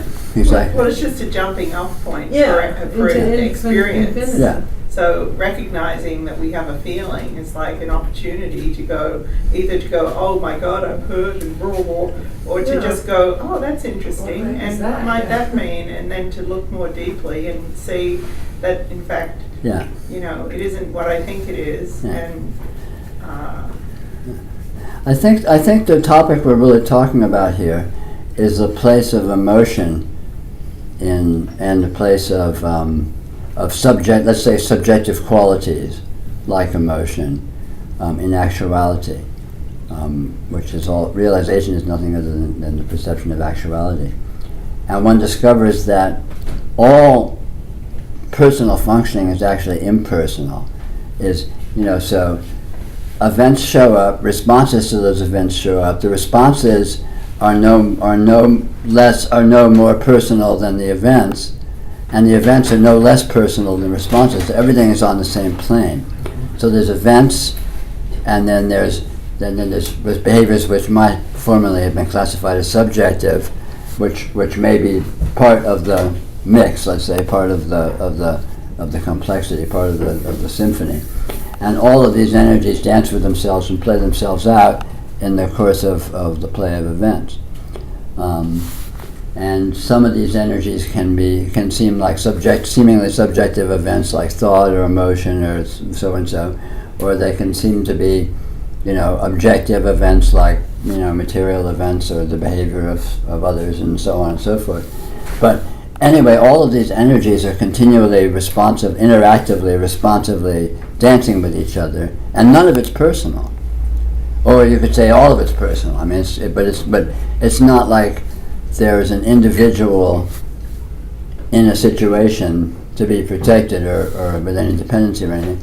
And so all of that whole dance is experienced as such, as like just this amazingly complex energy pattern that essentially is doing itself, and yet paradoxically it's also participatory, but which is also doing itself. So again, it's not like you can make sense of it or parse it or deconstruct how it works. So, but fundamentally it's all energy dancing with itself, and no portion of the energy is more or less personal, no portion of the energy is more or less self or more or less other. It's all just this, I mean, I call it radiance. It's all just this amazing, miraculously appearing energy with all of these astounding, varieties and apparent differentiations dancing with each other in this astounding symphony, with various degrees of apparent,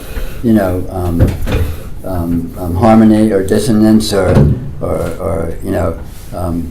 crisis or whatever. I mean, all the different ways that the pattern of energy can flow will seem to be occurring from time to time. But it all does itself, and it's all always on. I mean, it's always that. And just when it looks different, it's not actually different. It's just a particular. So say you're driving along in traffic and the traffic's fine. That's one thing. And then all of a sudden someone pulls in front of you, at 90 miles an hour and goes careening and is about to hit you. That's just the same thing. It's just a different version of the same thing. And what do? Well, you do whatever you do. Maybe you avoid the accident, maybe you don't.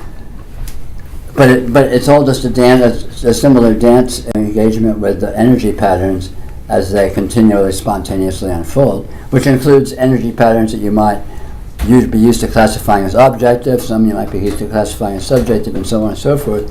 But it's all just of a kind. It's all just, all of this stuff happening interactively.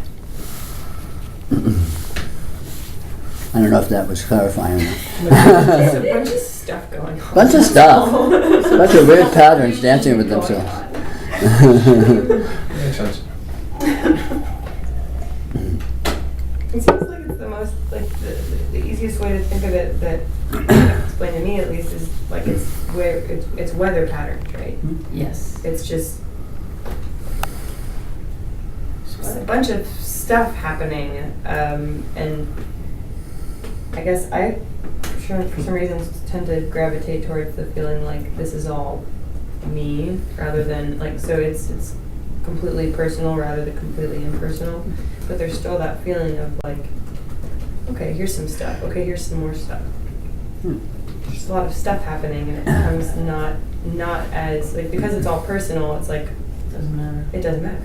Yeah. And it's in the same way, if it occurs to you that it's all completely impersonal, then it equally doesn't really matter. Well, it's the So same thing. Present, Right, but it doesn't right. Yeah, it's all the same whether you qualify it as All you. self or other, or personal or impersonal. But it's all of a dimension. It's all the same.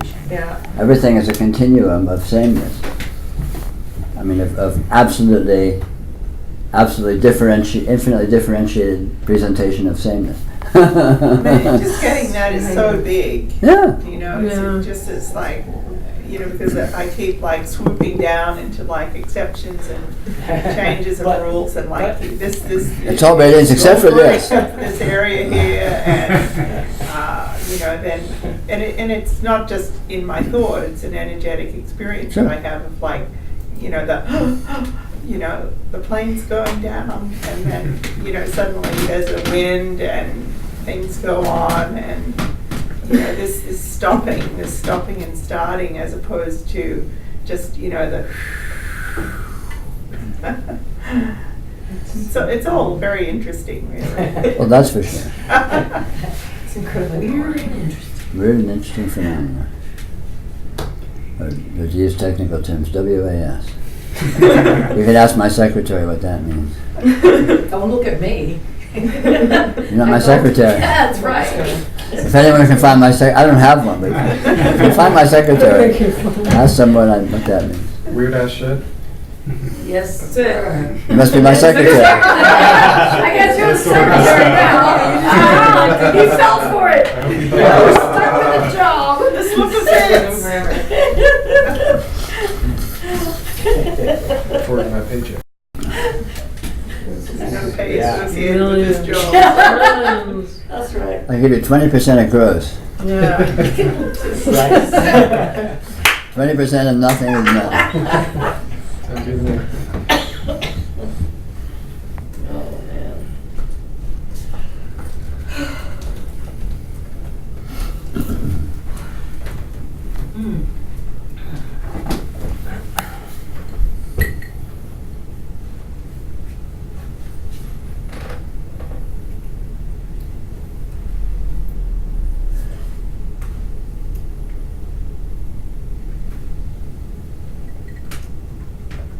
Well, I suppose that's a question I have really, is that, I mean, do you experience like a flow? Do you experience? Yes, an absolute flow. Yeah. I mean, it can be bizarrely and extremely, what's the word, turbulent. Uh-huh.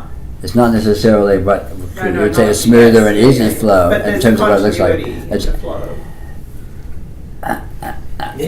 in one sense, it's absolute continuity, in another sense, it's absolute discontinuity, and they're both the same thing. Right. So, but yeah. So maybe that's just me approaching the, the experience of the discontinuity with a sense of anticipation that maybe this isn't what it is. I mean, it's just interesting to look Yeah. at that. And Well, it's just another area that right. I'm sort of. Well, there's a certain point where,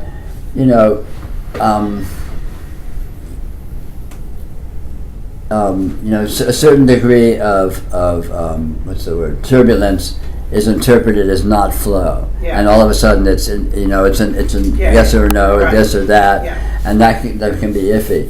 But when you settle into it more, you begin to get there's no limit to how incredibly bizarrely discontinuous and turbulent this can seem to be. I mean, and 3 minutes from now, a massive meteor could smash through this roof, hit the floor, explode, and decimate us all instantly. Yeah. That could happen, Yeah. and it would be exactly the same thing as what's happening now. Yeah. It would just look different. Yeah, no, I've been experiencing that. And so that's so that illustrates Yeah. the absolute continuity of this, Yeah. regardless of what it looks like. Right. Yeah. So, in other words, the sense of this being what it is with absolute reliability, independent of what it looks like, is what one gets. When one's coming into this, there's still a certain residual of, depending on what it looks like, needing it to look a certain way. And basically that broadens as one gets more and more mature with this, but there may still be certain pockets of, no, it shouldn't look like that. Yeah. But then after a while it doesn't matter what it looks like. Whatever it looks like, it's still this astounding, inconceivable, miraculous transcendence. Yeah. It can look like,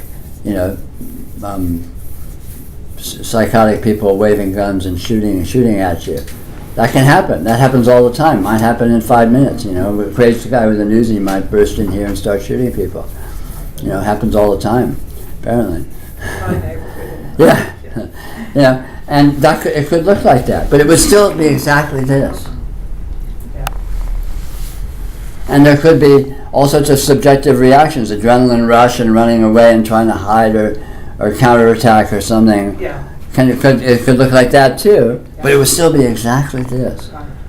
And at no point is anything actually happened. At no point has this become at all, yes, exactly. At no point has this become in any way delicate or jeopardized or vulnerable. But the integrity of what this is, what you are, is absolutely invulnerable. Right. And it's not dependent upon what it looks like. And that's the biggie. That's the real big news to get. Because in confusion and delusion, we think it really matters what seems to happen. It really matters what things look like, and we feel the sense of that a lot that hangs on that. A lot depends on that. It's really important, you know. But as one comes deeper and deeper into this, the certainty of this, it becomes clearer and clearer that that's just not the case. It just doesn't matter what it looks like on at any level, on any degree of subjectivity or objectivity or any way whatsoever. No, I like that, what you just said about things not being delicate, you know, because I suppose that's sort of, you know, testing to me is like, you know, Well, it's very sense of typical. like, will it break? Has it Yeah. broken? Is it Yeah. broken? Maybe Sure. not. You know, where it really isn't. Yeah. You know, of like looking Right. again and saying like, oh, that's interesting. It doesn't seem to be delicate. Yeah. You know. Whatever happens, something else will happen next. Yeah. Always. And one gets a sense of that. And no matter how bizarre it is, what seems to be happening, something else will happen next. You know. Yeah. And that flow is absolutely inviolable. And you know, again, it's very, you know, this is what it looks like for everyone as you come to this, you know, of sort of settling deeper and deeper into the certainty of that, and with little hiccups of it couldn't be not this, you know. But then again, even that settles and and eventually it gets to where this cannot possibly depart from itself. It cannot be damaged. It's totally, everything depends on this. This depends on nothing. So everything that seems to happen depends on this actuality. But this actuality depends upon absolutely nothing. And there's nothing here but this actuality. So this is what you are. Yeah. So it doesn't matter if you succeed or fail, live or die, suffer pleasure or pain, because all of that is just what it looks like. And this that you actually are is not in the slightest bit affected by that.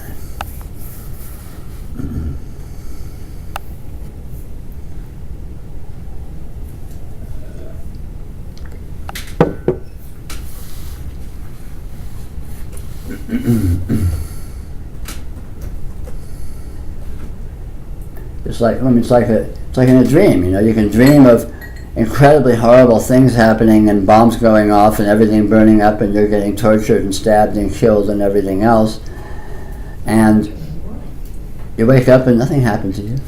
There you are. You know. So it can look like anything, but it doesn't impact on the actuality one tiny little bit. It's maybe along the same line I noticed, like my tendency to, when I did wake up from a dream, to actually feel like there was some residue or something. It's really diminished. Like I think, oh, that's so horrible. I'd be like creeped out when I went to the bathroom or something. Sure. Now it's just well, there's interesting resonances and memories and sort of echoes. I mean, this actuality is very echoey. You know, even though it's instantaneous, it seems to have all sorts of smear over of duration, all sorts of smear over of, you know, of. It's hard to pin down exactly how that works. You know, but you know, like what you're saying, it's very obvious. Everyone knows about it. So, you know, it's completely obvious. But even in the face of that, it's always instantaneously new, and in the instant it is completely divorced from anything that it ever may have looked at before. Yeah. Even if it may seem to present with residues of flavors of what it seemed to look like before. Those are a newness appearing. That looks like a smearing residue. In an unanalyzable, you know, fathomless way. Sure. Yeah. But you know, it's obvious that is the case. I mean, that's the whole reason we have a sense of time. That's the whole reason we can talk to each other and finish a sentence with some pretense of remembering what we started saying when we started saying the sentence, even though every instant is just you know. So I mean, there's obviously this drowning phenomena of kind of smear or echo or, you know, whatever it is. Yeah. Like a reverb. It's like this. That's what reverb sounds like. It's this same quality. Exactly. It's quite wonderful, really. It's totally wonderful. It's amazing because What was that? this was I started tripping on this meditation. I mean, obviously back in the days when I took acid and stuff, but I mean in a non tripped out state, non explicitly tripped, not chemically stripped out state. I mean, I would sit and watch. Just watch this. If I follow my hand, then the entire world is smeared. If I follow the world, then my hand is smeared. And I would just, it's like, wow. It's like,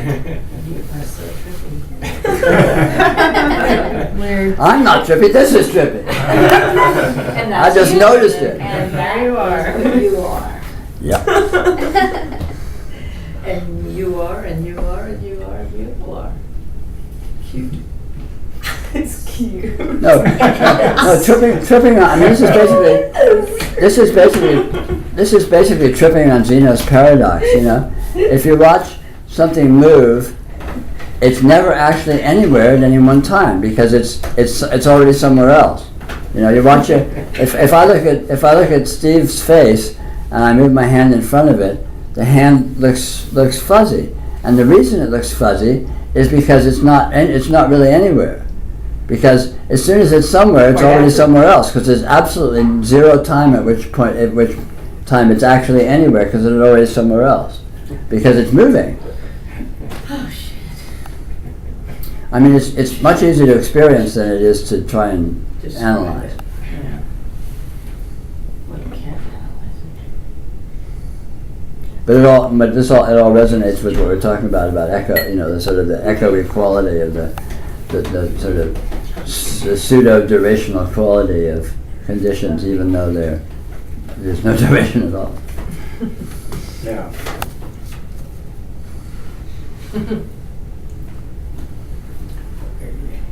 It could be even, that consciousness itself, what we call consciousness, is really an artifact of this smearing. Oh, absolutely.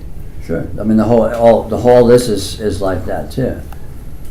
I mean, in one sense, this is an instantaneous point event, and yet there's a kind of this bizarre smearing. So it seems to be, all this inconceivably diversified qualities and dimensions and what have you. And maybe it's just this one little flash beyond space and time.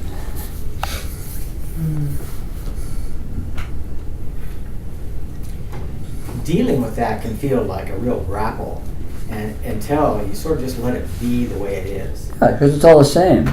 It's not like there's no one way it is. Yeah.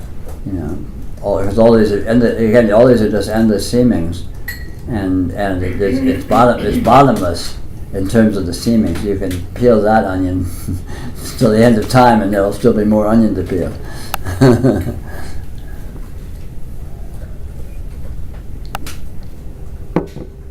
But I guess what I'm noticing then is just that instead of a grapple, it can be quite the fun, interesting, lovely dance. Oh, absolutely. Instead, it's really the same thing exactly, Yeah. but it's just a different being with it. Being with the ambiguity of it and the unresolvability of it as it. Yeah, I mean, for a long time, the word unresolvable, I just like, what the fuck, it's unfocused, and but it's still just a word. But what I realize is that that opens up everything. Yeah. All possibilities are open. Yeah. Because of that. No, that's really the secret key. That's the secret key in all this. It's the secret key in yoga radiant presence. The linchpin principle is unresolvability, or you call it divergence, or indeterminacy, or ambiguity. Right. And that's the secret. That's the skeleton key. Yeah, it's a key, and you can just toss it away. Too. Totally. Gone.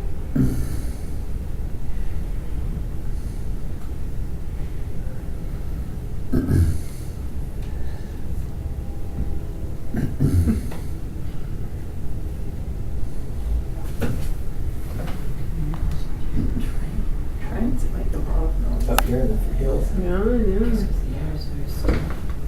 Yeah, Takes a lot to laugh. Takes a train to cry. You're singing tonight, huh? Not me, Bobby. yeah. I'm just a jerk to quote him.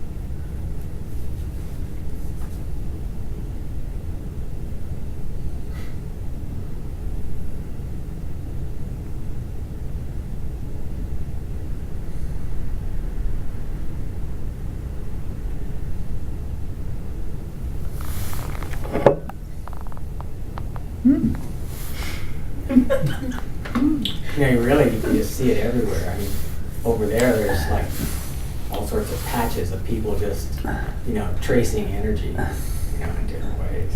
Mm-hmm. Right. That's all there is. All there is infinities, nested infinities, infinitely nested in infinite infinities. How do you shut him up? Where's the off switch? Hey, You have to wait 6 minutes. this is my time for 6 more minutes, all right? Okay, all right. That's really not a neat idea, Peter, nesting infinities. Yes. Yes. Like those nesting Russian dolls? Where Yeah, they that's just- it. After a while, it just gets to be. A tea party. There's always a tea party in the middle. Or not. Hopefully. Yeah, he's Mr. Tea Guy. Hopefully they have chai. Yeah. Yes. There's always a cup of chai in the middle. After Matryoshka dolls, then definitely will be Chesku Chayu.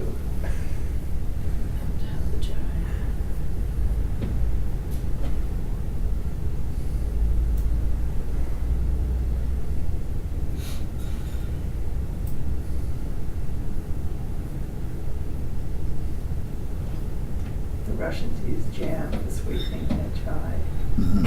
Ew. They also drink. They also eat plain jam out of a spoon. If you look away, your jam will be gone. Russians. Sorry, I've got off on a tangent here.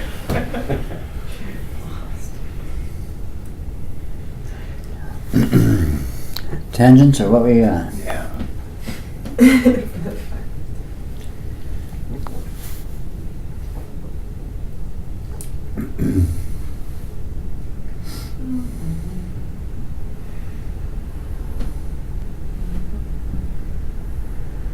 Well, the interesting thing is that the divergence happens on every level. Yes. In that's really mind blowing. Yes. Like it's not just like in my mind. It's a No. sensory field that's in the you name it, the non-sensory field. It's just like Well, that's why it's the master key. When you notice that, everything just falls apart without going anywhere.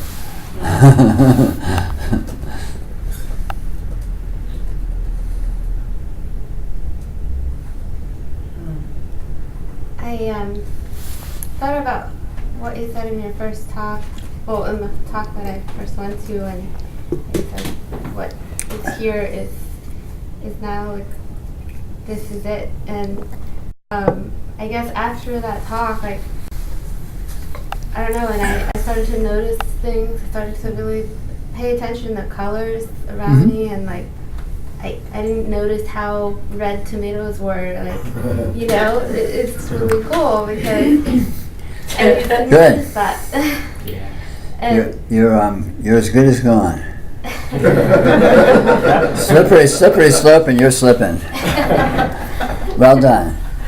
And it's really amazing. Like I felt like before I was analyzing and writing everything, trying to figure out everything, make sense of the world, but like I don't know, after your talk I don't need to make sense of it and just see it for what it is.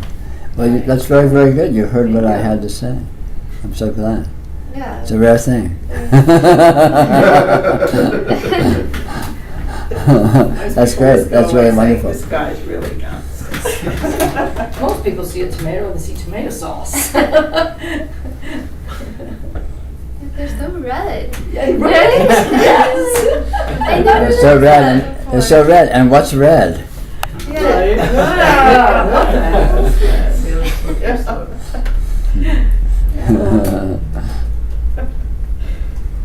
Yeah, no, what's here is really, really wonderful.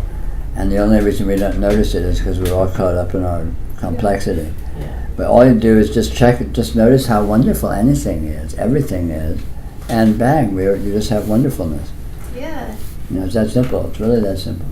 Yeah, I was even seeing like, I don't know, it was coffee or tea, and like just seeing the air like Oh. going up, and I guess like I've been playing with it and trying to predict the movements of things. And Luck with that. discovering that I'm wrong every single Yeah. time. Bravo. And like I was like even touching the wall and like trying to like write like I guess think out what the sensations will be, and then realizing how wrong Good. each time Very it good. is. And how right. Good, what good it yoga. is. Yeah. You are a yogini of radiant presence. Well done. Got it.